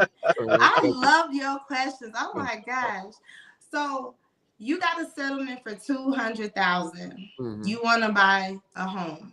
Mm-hmm. The best thing to do, the only thing that you're going to be able to do is you ain't got to use the whole 200,000, but I mean, you're not going to find the best type of home for 100,000 or, but, you know, the answer to your question is no. You wouldn't be able to get a mortgage. The reason why is because the lender wants to see repetitive money, which is why the employment is very important. So even if you're not employed, but you know how like when veterans aren't working anymore, but they're getting that money every what's the name of it? Like vets or people that get money every so often, like Like once a every like the twice a their month pen or something. So, is that a Social their Security check or Yeah, like people can use that. People can oh, use right. those as income because you're getting them every so often, right. and you have proof that you'll be getting it up until however long. But a settlement is just that one amount. So when the settlement money runs out, because you got to understand the lender is looking at it like, okay, besides the mortgage payment, you still have to live. You're still living life. You Mhm. still got bills to pay. So when that $200,000 runs out, then what? So in a situation like that, if I was to get a settlement for 200,000 and I am not working, but I want to buy a house, I would definitely cash out on a property. If I could find a nice, cheap, fixer upper, That's what I was maybe for right. maybe for like 60, 70,000, and then probably put another 30, 40 in it. Yeah. And now I got my forever home, and all I got to do is just even not even for every home, but now I have a home and I just got to pay the taxes on it. I'll do that, but because that would be the best option, and that would be the best option to go with. And just to let people know, as far as inquiries, I know Joe touched on it, but be very careful when you're going into stores and you're shopping, or you're, and they're like, oh, if you want to save 20% on off your total, if you get approved, you apply for this card or whatever, right? You apply for the card to try to save a little 20%, and then you're denied. Denied. Or you get that notification. They say, oh, well, they're going to send you a letter in the mail. You just Right. added an inquiry. You just added an Right. inquiry to your credit profile. And sometimes you'll be about to get an inquiry. Anything that I'm doing and anyone starts saying like, oh, well, you could get approved for this. Or always say, do you have to pull my credit? Do you guys have to run my credit? And if they say yes, I'm like, no, I'm okay. Unless it's something I really want and, I just want it, then that's Hold it for a different. minute. Joe, explain the difference between a what they say, the soft pull or Soft soft. inquiry and a hard inquiry. Yeah. Wait, say that one more time. Say it, Merissa. He said, explain the difference between a soft inquiry and a hard inquiry. Soft pull and a Okay, hard pull. a soft pull basically is when you do it yourself, right? So just say like if you're looking at your own credit, that's considered like a soft pull, right? When you like go into your credit monitoring site and you looking at your own credit, that's considered a soft pull. A hard credit pull is when you have a mortgage company or a car dealership to pull your credit. That's considered a hard pull. Mm, mm. That's a hard pull. There's some consumers that do soft pulls Yeah. too. Yeah. There's some consumers that do like Well, when you're applying for, or when you're about to apply for certain things, you can they always say they ask. Yeah, like yeah, you but can ask, are you guys about to do a soft pull or a hard pull? And yeah, they'll but tell you, sometimes like, because I mean they have to be honest. They'll tell you yeah, but like, sometimes this. they'll tell you it's a soft pull, but it's not. It's a hard pull, you Mm, know. But the difference between the soft and the hard pull, 9 times out of 10, is if you do it yourself, that's or a hard pull. Just say like if you trying to apply for a mortgage, that's considered a hard pull. mm-hmm. 9 times out of 10. But consumers, like Merissa said, there is a soft pull to a certain extent. But in my opinion, anytime that someone pulls your credit, right, a lender, it's kind of still a hard pull. Mm-hmm. Okay. One So more question yeah, for you, Joe. I got one more uh, question. What is the turnaround time if a person come to you for your consultation for your credit service? I know it's different prices depending on mhm. what you have in front of you. So what you think is the average wait time to get a person credit up where he can purchase something? A year, 2 years, or 7 months? Yeah. One of the key things is to be honest with the client, right? Okay. You have to see some people just spit out a number, right? Right. What I do is I honestly analyze out the person's whole entire credit file. I have to look at it, and I honestly have to put my eyes on their report. I have to see exactly how damaged it is, whether it's seriously damaged. They might have bankruptcies, they might got child support, they might got all kind of different stuff on their file, right? Right. That'll let me know in a sense a realistic time frame for the client, and then I'll let them know, hey, listen, this might take 6 or 7 months, Mm-hmm. okay? And that's how I pretty much analyze out a person's credit file. I have to actually, myself and my team, we actually have to look at it first, I got and then we can kind of give you a ballpark I figure. remember I was in a credit program one time and I was paying up, but I was doing all the work. They tell me what to do. Yeah, yeah, yeah, Man, yeah. what's up with that? Well, Yeah. you know what? I'm not familiar with those companies like that. I try to, and sometimes people just really, I ain't gonna say scam you, but they'll drag you out. Mm-hmm. They'll try to pimp you out. They'll try to see how far they can take you. Okay, Okay. so you out of a year, you paying every month, you paying $200 a month, you times that by a year, and you multiply that by like 10,000 people that's signing up to their program. Their objective game is not to really help you, it's to help themselves out, help their own pockets out, you know. But in my situation, I honestly want to help people out, seriously. So that's why, I don't really drag people all the way out, for a year, 2 years, none of Mhm. that. We just look at it and we tell them, hey, listen, man, this might take 6 weeks, 6 months. So let's dive into it head on, and let's get you some real results off of this situation. Well, what somebody have a question. Mr. John Q says, Mr. Johnson, I have a question. Are the folks on your panel employed by the banking industry or the subprime lending industry? They just want to, hey. I am an independent contractor. I am employed by me. Okay. I am a realtor. I'm an independent contractor. I work for me. Well, I appreciate the fact that he thought enough of us to even think that we worked for one of the top tier companies, right? Because of the wealth. But no, we are independently, so we independent contractors. I work for myself, which is my company, which is Spend Cycle Financial. Merissa works, for herself. She's an independent contractor as well. Okay. All right. Mhm. This is probably the final thing. You guys cool? Oh Mr. yeah. Leonard. Leonard used to be my buddy. He ain't my buddy no more, but disabled veterans rated at 70% or more, they are 100% property tax exempt. You guys know about that too? Yes. Okay. Wait, what was it? It's on the screen. Disabled veterans are rated at 70% or more. They are 100% property tax exempt. Oh yeah. Okay. Yeah. And they don't have to put any money down when they're buying a house either. Uh, Right. Yeah. okay. So yeah, that I knew. I had a vet client.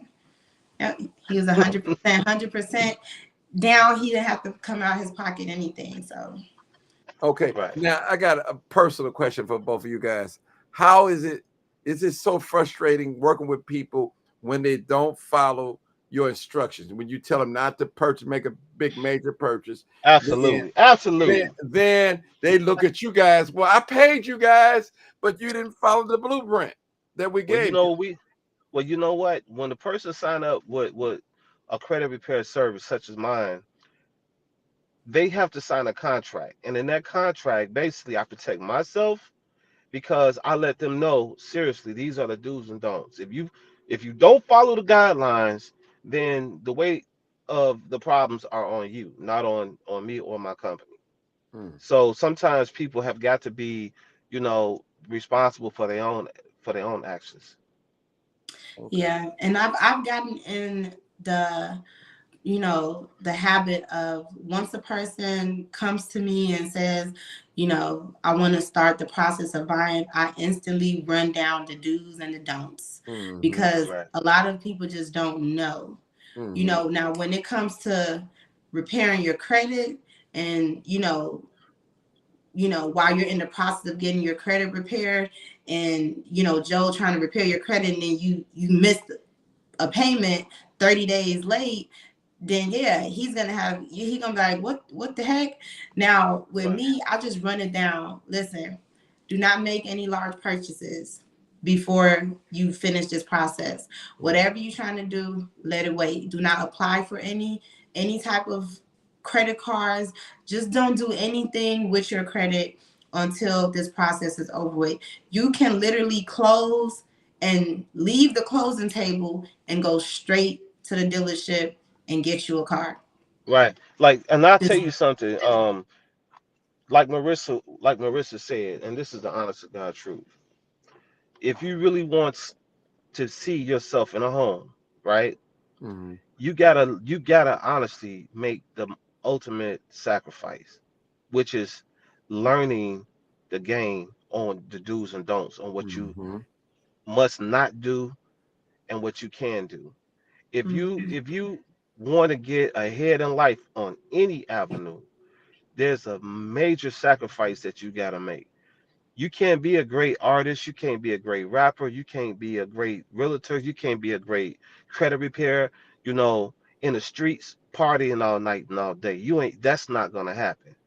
You gotta, and the reason why we got into the place where we are is because we had to make a serious sacrifice on Mm-hmm. certain things. I can't hang out with you, homie, you know, because I'm in these books. I gotta learn what I'm trying to teach people. Same thing. Everything that I'm teaching people, I'm not just telling people. I'm a result of myself. I Mm-hmm. got Mhm. seven to eight vehicles. I know I got Turo accounts. I mean, I got cars out on Turo.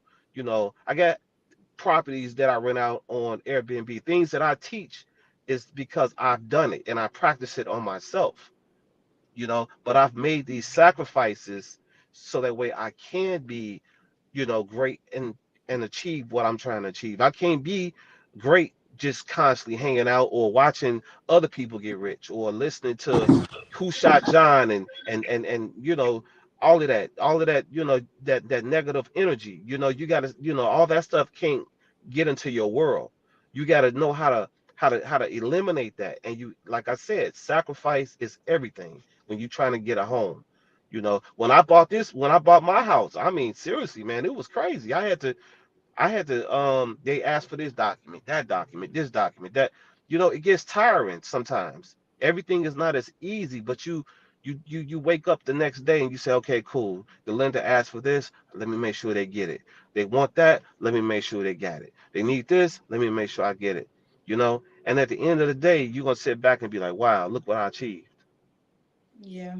Mm. You gotta, you gotta, sometimes when people are trying to, move up to the next level in life and they realize like they're at this standstill. Because I mentor girls too. Like, Okay. I have girls come to, they're like, Marissa, can you teach me? Can you teach me? And then I'll just run through their Instagram real quick and I'm like, you're focused on the wrong thing. Mm-hmm. You more focused on, trying to have this image or whatever, and you'll be surprised. It's the main ones that a lot of people are looking up to, like, oh, they got it going on, and they'll be the ones that's in my DM like, I'm trying to do this, I'm trying to do that, and it's like, you seem like you got it going on, so it's like, instead of focusing on trying to keep up this image or trying to keep up with the Jones, you gotta really sit and self-reflect and think, what is it that you want out of life? And whatever it is that you want out of life, you just work towards that. You just work towards it. And if you got, I don't care if it's your best friend, if your best friend is going in the other way, you might need to love your best friend from a distance. I can't even tell you how many people I've had to cut off, like umbilical cords. I cut them right off, and I just go about my business, because people will hold you back. People do not understand, the same people that you're around every day, kicking it with, talking to, if they are not on the same page as you, not saying that everybody's supposed to be on the same page as you, but like minds is very important. Mm-hmm. So if I'm trying to get here and you're trying to get there, can we at least collab? Can we come together and grow together? If we can't, then it's like, I could be okay by myself. I have friends from high school. I still talk to them. We'll still hang out. I don't need to be around you every day. I don't need to come out every time when you call me, because I'm building up my value. And people got to understand, the less people see you, the more you are valued. Mm-hmm. So, sometimes you could say, it's okay to say, I'm in the house studying. Most of what I know, and one thing that I realized is that so many people are so quick to like text or DM you and ask a question, right? Like, Right. how did you do that? I get it all the time. How did you get your license? How did you become a realtor? And I would answer them, but then I always think like, man, when I became a realtor, I didn't ask anybody. Some Mm-hmm. of my friends told me you'll be a good realtor, and I just started doing my own research. I got on my phone, Google, and I just started Googling, reading what are the the duties of a realtor, real estate school near me, found the school, paid for it, went. I didn't ask anybody. And I think that's when it came to the credit thing. Most of what I know about credit, I learned from going through my trials and tribulations with credit, and then kind of just studying like, oh, okay, like I see this and I see how they work with that, and I see this. Is not, I didn't ask anybody anything. I And I'll did tell my you, own, I educated myself and based on my experience. So that's something I definitely want our people to start doing more. It's just, it's okay to ask questions, but also, people, not everybody got the right answers. You can ask somebody something and they could tell you something based off their experience. It doesn't necessarily mean that it's correct. So even if somebody gives you some information, take the time to do your own research. Always take your time to do your own research, because people be out here sending people off. And I've had people that didn't want to buy because of their aunt's experience when she bought a house, or a family member. They're like, well, I don't want to buy a house because my auntie went through this. That's not you. You don't know what her situation was and why she went through that. So you gotta find your own way, or you just gonna be holding yourself back. So it's really important for us as a people to learn and educate ourselves, because if we don't know or don't have this knowledge, how can we teach our kids or our grandkids, our the youth? How can we spread the knowledge? My son was able to watch me buy a house this year and his aunt. That's something major. Like, I made sure I brought him to the closings so he was able to see the process and actually see his auntie and his mom closing on the house. So now, he's 15. So by the time he's 18, 19, I've already been talking to him like, so when do you want to buy your first house, just to see where his mindset at. I'm not telling him what to do, but you just start asking these questions because you want to start instilling it in them. When do you want to buy your first house? And he said, I don't know if I want to buy a house. I think I want a condo. So it's like, now I'm seeing where he's headed. And I'm like, okay, you want to be an investor, or would you want to be a realtor like mommy? I don't want to be a realtor, but I do like, when you made that house look real nice. So he's talking about when I'm flipping houses. Right. Okay, so you might be more on the investor side. Because I'm trying to fill them out, because I'm at the way how I am about, what I went through with going to college, getting my degree, building up student loan debt, and now I'm not even using my degree. I've never used my degree. It's just hanging up on the wall. I'm not pushing my kids to go to college. If they can learn a trade and could be successful without having a degree, then why not? Why put them in that situation? The system, because that's what the system wants us to believe. You go to school, you graduate from high school, you go to college, and now you're successful. That's not really how it works, because I'm successful with something that I just paid a couple $100 for and took a class. I didn't need a degree to be a realtor. You don't need a degree to be a realtor. So if I had knew that from the jump, I would have never went to college, and I wouldn't have this student debt sitting on me. And another thing about student debt, now that I'm talking about it, if people are afraid of their student debt, thinking it will hold them back from buying a house, it will not. It will not. Most people in the world buys a house with student loans. The lenders know it's not going anywhere. They know it's not going anywhere. They are still approving people with the student loans. Okay, that's good information. No, Joe, come on, I'm come on, listening. Joe. Are you listening? You listening? I thought you had wanted to say something. I know you had this. Yeah. Well, no, I Thank was you. gonna Thank say. you, Leonard. What'd you say? What you say? Oh, no, What you I say, said Merissa? thank you, Leonard. I'm talking about the comment. Somebody said she gave a good answer. Oh, yeah, no. What I was saying is, you will be surprised, honestly, how many people that I've helped out as far as like athletes and high profile people that credit is just horrible. I've helped out a lot of NBA players with fixing their credit, you know, and they just honestly didn't never know about credit. They was like, man, I got all this money, man, but I want to go buy this Ferrari, but they want me to put down 100,000. So they be like, man, so they be like, well, my friend, told me about you, and you know, just because people are wealthy and rich, they want to save some money too. Mm-hmm. They don't want to feel like they've been bamboozled, like, because I'm making this amount of money. Why should I have to go put down 200,000 on the car? You know, when I can just put down 10,000. Do you see what I'm saying? So I have experienced that seriously. I ain't gonna say no names, but I No, got no. a catalog. I got a catalog full of athletes that I fixed up, and they are extremely, like, overwhelmed by the fact, like, how I showed them, like, man, this is all you need to do.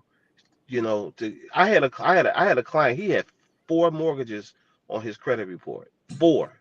Mm. I mean, of course, he was a multimillionaire, but he had 4 mortgages on his credit. It was just nuts. But what I knew how to do was actually block those from showing on his credit Mm. report. Those are strategies that can actually not remove them, but can stop them from being seen. Mm. So kind of Because like, all of the so they're kind of like, are they being like archived? Like how you can archive a it, picture on yeah, Instagram or something, like it's still there, but just not yeah, being seen. right. Okay. It's not being seen. So it's like, Mm. you're just suppressing the information, That's a because any that's an expensive game right there, isn't it, boy? Look, I'm Yeah. even like, well, okay. yeah, it's super. Yeah, man, that's a serious game, and it's not hard. People Mm. just don't know how to do it. Right. Because one thing I want the world to know and want people to know, anything that's been reported on your credit profile is nothing but public information. Mm-hmm. It's a public record. So once you learn how to, stop public records from being seen on your credit profile, you know, that's the end game of all end games. And most people are only familiar with 3 credit bureaus: Equifax, TransUnion, Experian. It's like 6 other ones that Mm. house your information. Those 3 that we familiar with are not the main ones. And believe it or not, it's only really one credit bureau. Mm. Not those are agencies. See, people got to understand the difference between a bureau and an agency, Educating, brother. right? Those are you know what I'm saying? Those are just bureaus. You know what I'm saying? I mean, agencies. Agencies, It's yeah. only it's only one credit bureau in the world, and I ain't gonna get that game up until they call me. All You know what right. I Now listen, before we go, Well, Mr. mean? Hmm. Mr. Joe Martin, Mr. Joe Martin, Mr. Joe Martin. They could listen. I'm over here reading his. I'm like, okay, he knows some stuff. I like Mr. Joe Martin on here. I So look, tell you he something. asked the question. So remember when you said the 200K settlement? Right. He said, would you put that 200K in an Airbnb or Toro or get a real estate investment? He's asking me. No, he just put it in the comments. Can Well, I can I answer that? I'm going real estate all day. Um, to answer your question, what would you do, Joe? Would you put that 200K settlement into Airbnb and Toro? Or honestly, I would. you could honestly do all What 3 what I would if you do? know what you're doing. Let me tell you what I would do if I had 200K to play with. Right, I would buy 5 shelf corporations. Right, each one of them aged, right, for about 5 years apiece. I would buy 5 shelf companies. Right, I would I would take my personal credit and PG each one of them 5 companies. I would put business trade lines on each one of the companies, adding up to a $500,000 paid off in lines of credit on each company. Then I would go to three You giving different that thing away, banks. boy. You giving Then it I would away go to tonight. three. Then Yeah. I would go to 3 different top tier banks, right, and get Mm. a line of credit, no doc credit loans at each one of those banks, right, totaling up to probably, let me see, each bank no doc loans, 50, 60, 70, $50,000 with a line of credit, and 30,000 or 40,000 in credit cards, right, and you multiply that by 4 or 5 different banks. Boom, now you at $1 million. Mm. So That's now what I you would can do do if I had investment, 200,000. you can do Toro, you can Right do now, Airbnb. right. So now you got the money. So now you go ahead hit the real estate game up, and now you buy properties, cash them out, flip them, rehab them, and that's how I would do it. Yeah. That's Listen, listen, that's good. listen, John But keeps but got a listen question. though, Go ahead. if that sounds like a lot for a person, because it is a lot, right? But that's what Joe do. He do a lot. But I my Airbnb, I spent 30,000 starting it up. Okay. The property, you know, furniture, everything, 30,000. So let's just say out of that 200,000, you take away 30,000, that leaves you with 170, Mm-hmm. right? So out of that 170, Toro, I mean, because so now I will go to Joe, right? Mm-hmm. I will go to Joe. He'll probably already did my business credit to where I could probably get 2, 3 vehicles under my business name. Right. Probably really ain't have to put down much or nothing. Even if I did put down, let's just say 5,000 per car. So now you take away 15,000 out of that 170, right? That leaves you with 155. So now I got 3 cars under my business name to run That's my producing. Toro. That's producing income. That's producing income. Got 3 cars on the Toro. I put my 30 grand in my Airbnb. So now my Airbnb is making me money. So I'm left with 155,000. So out of that 155,000, I'm gonna go to Merissa the Star Realtor and I'm gonna say I got 155,000. I need to do a flip. I need to flip this money. I'm gonna say, okay, let's find a decent house in a decent area where I know it's not going to be hard to sell it, you Mm-hmm. know? And then price range 80, 90,000, 100. Price range $80,000. So we find a property for $80,000. So we was at 155, subtract $80,000. That leaves me with 75 grand. So I got a property. So now I got my 3 cars making me money. I got my Airbnb making me money. I bought an $80,000 property that needs to be rehabbed, but I got 75 grand left. My rehab total comes up to 30. about $60,000. So now take away $60,000 from that, that leaves me with 15 grand. So now I did all 3 with that $200,000. And now guess what? That property, mind you, I still got $15,000 left out of the 200,000. Mm-hmm. So the property that I spent $80,000 on, and I put 60 grand in it to rehab it, that's $140,000 all in. And I'm in a market where I can sell that 4-bedroom, 2-bathroom. I probably have to add a bathroom or whatever. That property is now valued at $310,000. So $310,000 minus one, was it 140 all in? Yeah. It was 140. Mm-hmm. So Yeah. I wait, believe it's 80,000, 140. 80,000 plus the 60,000. Yeah, 140. So 140, and the property is valued at $310,000 minus 140. So now I'm making $170,000 profit off of that $140,000.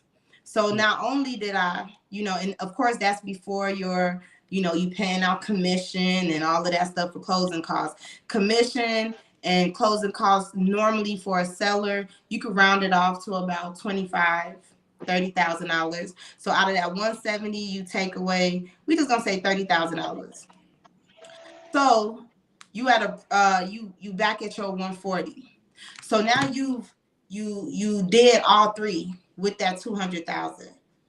And and and profited 140,000. yeah, and you still got your $15,000 just sitting, Right. just sitting in a savings account or whatever. So 200,000, if you do it the right way, you could go far with it.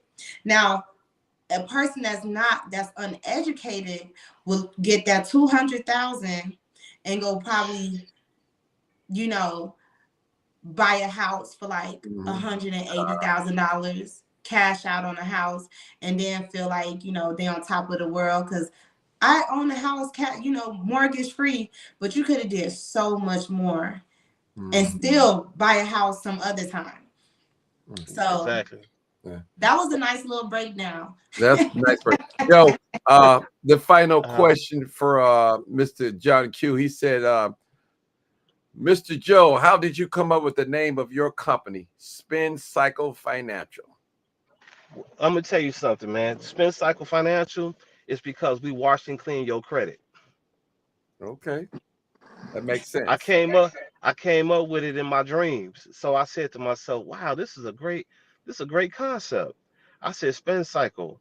So, you know, I just had an ideal of a washing machine and with money coming through it. And I was like, man, you know, it's a great concept. We washing, if you go to when you see my logo, right? It's a washing machine with a like a human washing machine. It's kind of cute and funny, but you know, it's a concept behind it, you know. And that's why I came up with the name Spend Cycle Financial. We wash and clean your credit. You know, when you call my office, my secretaries, they answer the phone. Hi, the Spend Cycle Financial. We wash and clean your credit. That's Matter of what we fact, do. since you said that, give us your numbers right now. Say it real slow. Repeat both of them twice. Then I'll go to you, Merissa. Okay. All right. 708 654 2370. My toll-free number is 1-800-516-5538. Come on, One repeat. more time. 708. All right. 708-654-2370. The toll-free number is 1-800-516-5538. And your office is located where? Well, the first office is located in Orland Park. That Okay. address is Orland Park, you know, 15255 South 94th Street. That's in Orland. And my other location is 110 North Wacker Drive. That's Chicago, Illinois. Oh. All right, Miss Merissa. Did I drill you? I drilled you today. I drilled you. Hey, I love hey, it. you drill. Listen, Hey, you drill. I Hey, love it. I love Uh, hey, it. you drilled it, man. You and, drilled it. and listen, and I didn't rush you. I want you to take Right. your time because I want some folks to patronize you. You know. You know, Yeah. but I'm the type of person, I grow off of challenges. Like I Okay. love being challenged. You know, anything that's worth it in life is not supposed to be easy. Okay. So tonight was, you know, surprisingly, I learned too. Mm-hmm. You know, I'm reading the comments, and I'm like, you know, I love the fact when people are really engaging because I got to answer these questions on point. So it's making my brain is like just going. So I love it. I love it. See that? Yeah. See, I love it. that's why I'm gonna tell you. You know, that's why Marissa honestly is a great partner to have. Is Mm-hmm. because of the fact she's very knowledgeable in her business, right? She's very knowledgeable in her lane. I'm knowledgeable in mine, and we don't cross over each other's toes as far as what we know. Mm-hmm. His phone rang. That's what happened. But go ahead. Yeah. His So phone. basically, I'm already knowing what he was about to say. So there's a lot of realtors out here, and you know, y'all will see them. You know, they will advertise like, you know, if you need your credit fixed, you know, come to me, you get your credit fixed. If I wanted to learn how to fix credit, I could learn how to fix credit, but you know, why when I could collab with somebody and somebody that I could trust, because I don't play about my clients. I don't. Like I'll chop somebody head off over my clients because they trust me. So anybody who I send them to, you got to treat them with star quality. You get what I mean? So instead of me, you know, putting extra workload on me trying to figure out or learning or taking a course of fixing, repairing credit, I actually did an event. Oh, he's back. I did an event, a credit seminar. Nene Leaks was the guest, the special guest or whatnot, at Chemistry in Hyde Park. This was I know it. January 26th. Yep. And Joe came and he was there like everybody else. And, I'm thinking that he's here to get the knowledge. He in the audience raising his hands, and he the questions he's asking. I'm sitting on the stage, and I'm like, this man he don't need no questions answered. This man he knows. So after the event, I'm doing the meet and greet, I'm talking to people, and he came up to me, he gave me his business card, and he was like, we should collab, we should work. And I was like, okay, I kind of blew it off for a little bit, but then he called me and he was like, well, we gonna work. And I'm like, I'm gonna give you a chance. And he hasn't failed me yet. He hasn't failed me yet. He hasn't failed my clients. So, we just decided we gonna lock in, and he called it bridging the gap.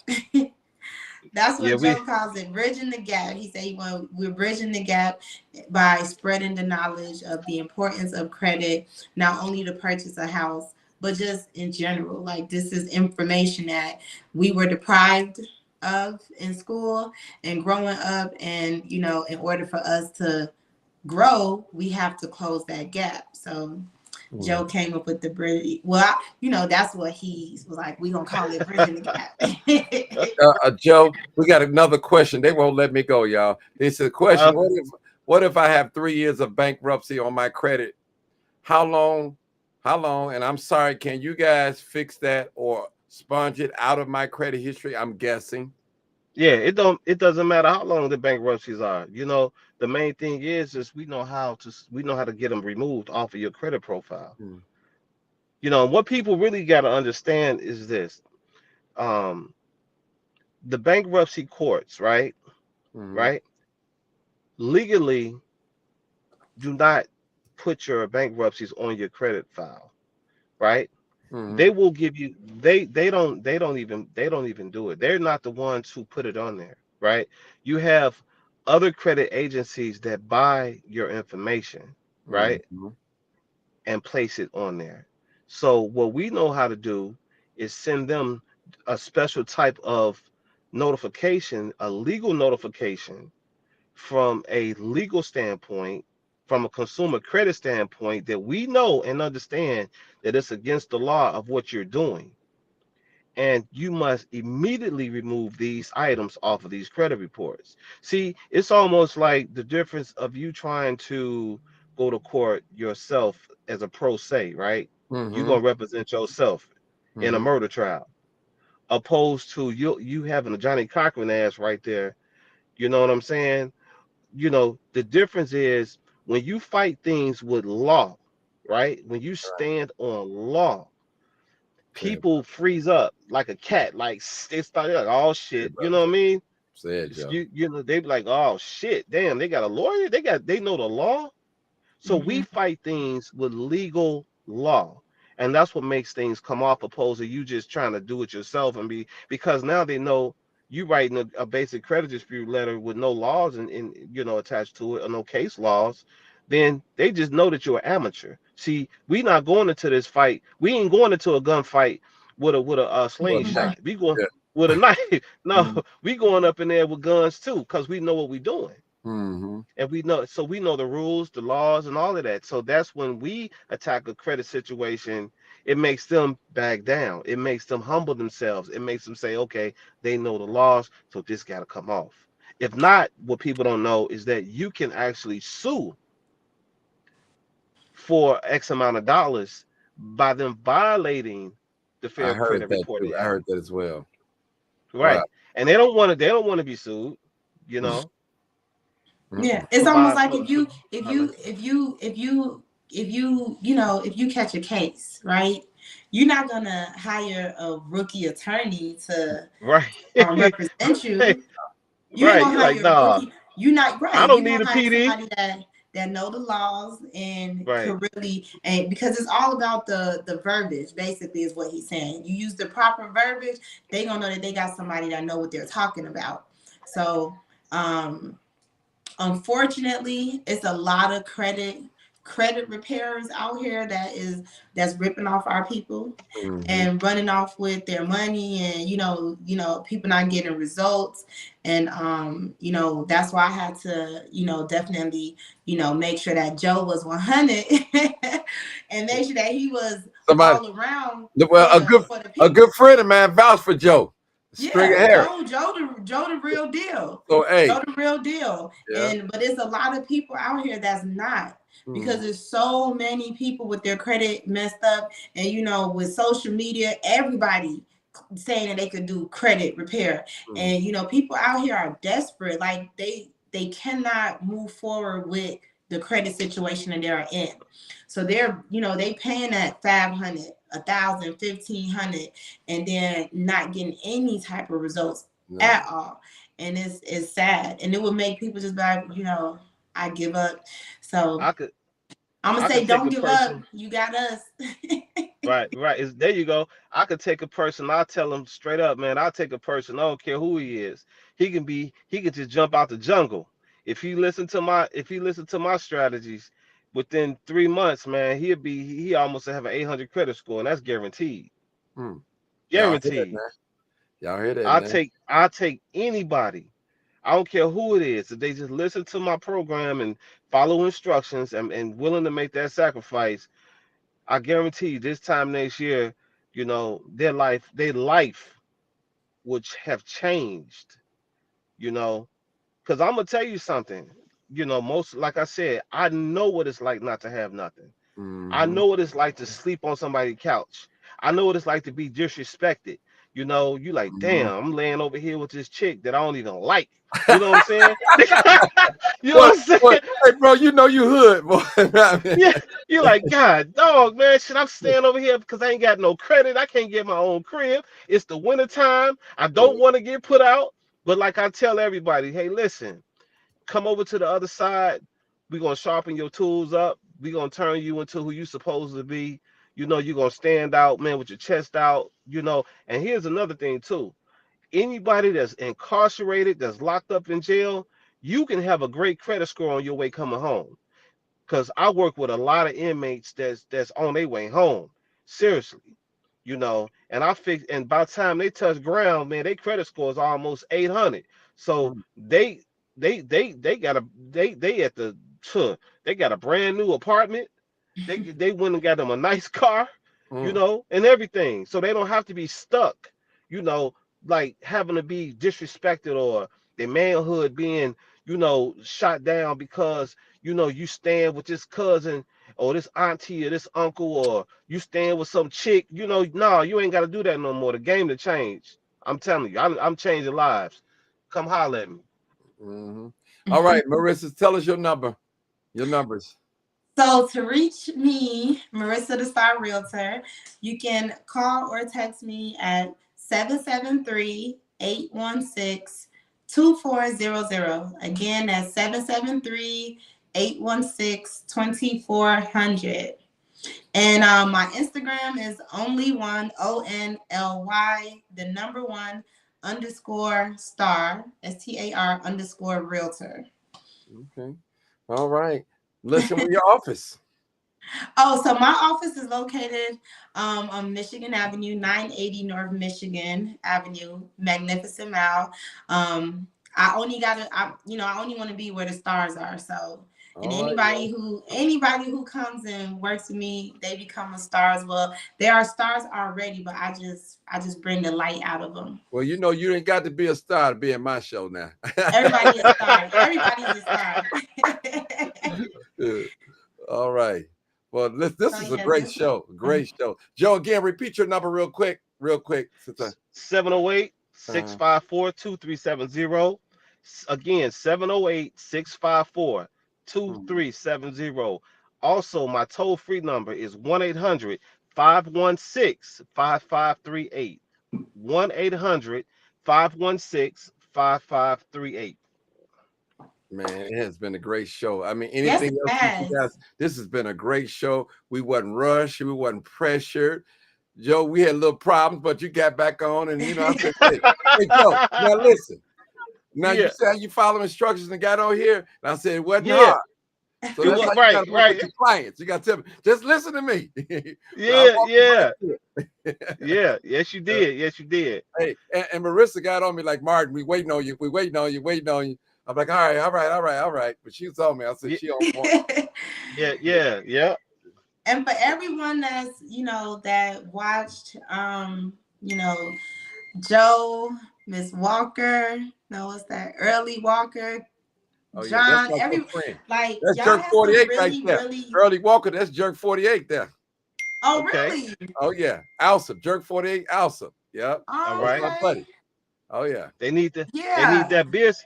Tell them they need that business credit, man. Really come holler at me. I got them. I got them real trade lines, man. That'll get on them business profiles, the real ones. Not no net 30. Not no net 30 accounts. We got the real ones. Mm. So yeah, thank you, Martin. Thank you, everyone, for watching. This was a I really enjoyed this. So what we need I need everybody out there, make sure you share this video, please, because you'll learn something. Don't be in my inbox talking about what's the numbers. Listen to the video and get the numbers. 773-816-2400. Come on, Joe. Repeat yours, Joe. 708-654-2370. 1-800-516-5538. So we on like 4 different platforms. We on YouTube, Martin G. Johnson, Facebook, Martin G. Johnson, Twitter X, Martin G. Johnson, and also I have a Crime Chaser page, Crime Chaser Martin G. Johnson. So we're 4 different platforms. Let me see. I think it's 5. 1, 2, 3, 5. Yeah. Yeah. Martin Johnson page. I got 2. I got one Martin Johnson page, a Martin G. Johnson page, a Crime Chaser Martin G. Johnson, Martin G. Johnson YouTube, and Martin G. Johnson Twitter X. All right. So we there. We spread love on all these places. And all I need you guys to do is go share the videos, share, hit, and like. All right. That's it. Anything else? Everybody have a blessed night. Hey, Martin. Hey, Martin. Smiles, boy. Yeah. Hey, Martin. Yeah. Hey, Martin, and we got your back too, brother. We got you. I appreciate it, man. Yes, sir. I want my jerk dinner, but I don't want my jerk 48 buddy to be mad at me though. But Right. But this is she know where to go. Yeah. She might know how to make it. Her parents probably taught her. Yeah, my daddy could make some real good jerk chicken. My daddy could cook. My daddy cook. That's he good. cook. Good. So the next time he here in Chicago, and when he cook, because he cook every time he come. Oh, okay. You like curry? That's your thing. You love Come curry? on, I love curry. Okay, that's my favorite too. Curry, anything. I love oxtails, all the work. Oh, okay. The red snapper, hey. I know. The plantains, the red beans and rice, cabbage. I've been eating this for a long time. A lot of these young folks, they just getting up on this Jamaican food. Yeah, they're just getting on it. Well, hey, Martin, we appreciate you, man. Seriously, brother. Man, listen, for real. I guarantee y'all gonna get some results from here. I guarantee you that. Thank you. Thank you. This platform right here, y'all, is for us to develop us. And anybody know that I bring people on my platform, I trust them, I search them out, and I ask about them. I just don't bring anybody on here. I promise you that.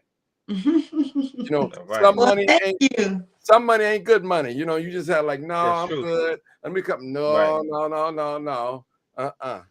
Appreciate well, thank you for having us. Thank you. All right. All right. So this is what is it, y'all? Live, uncut.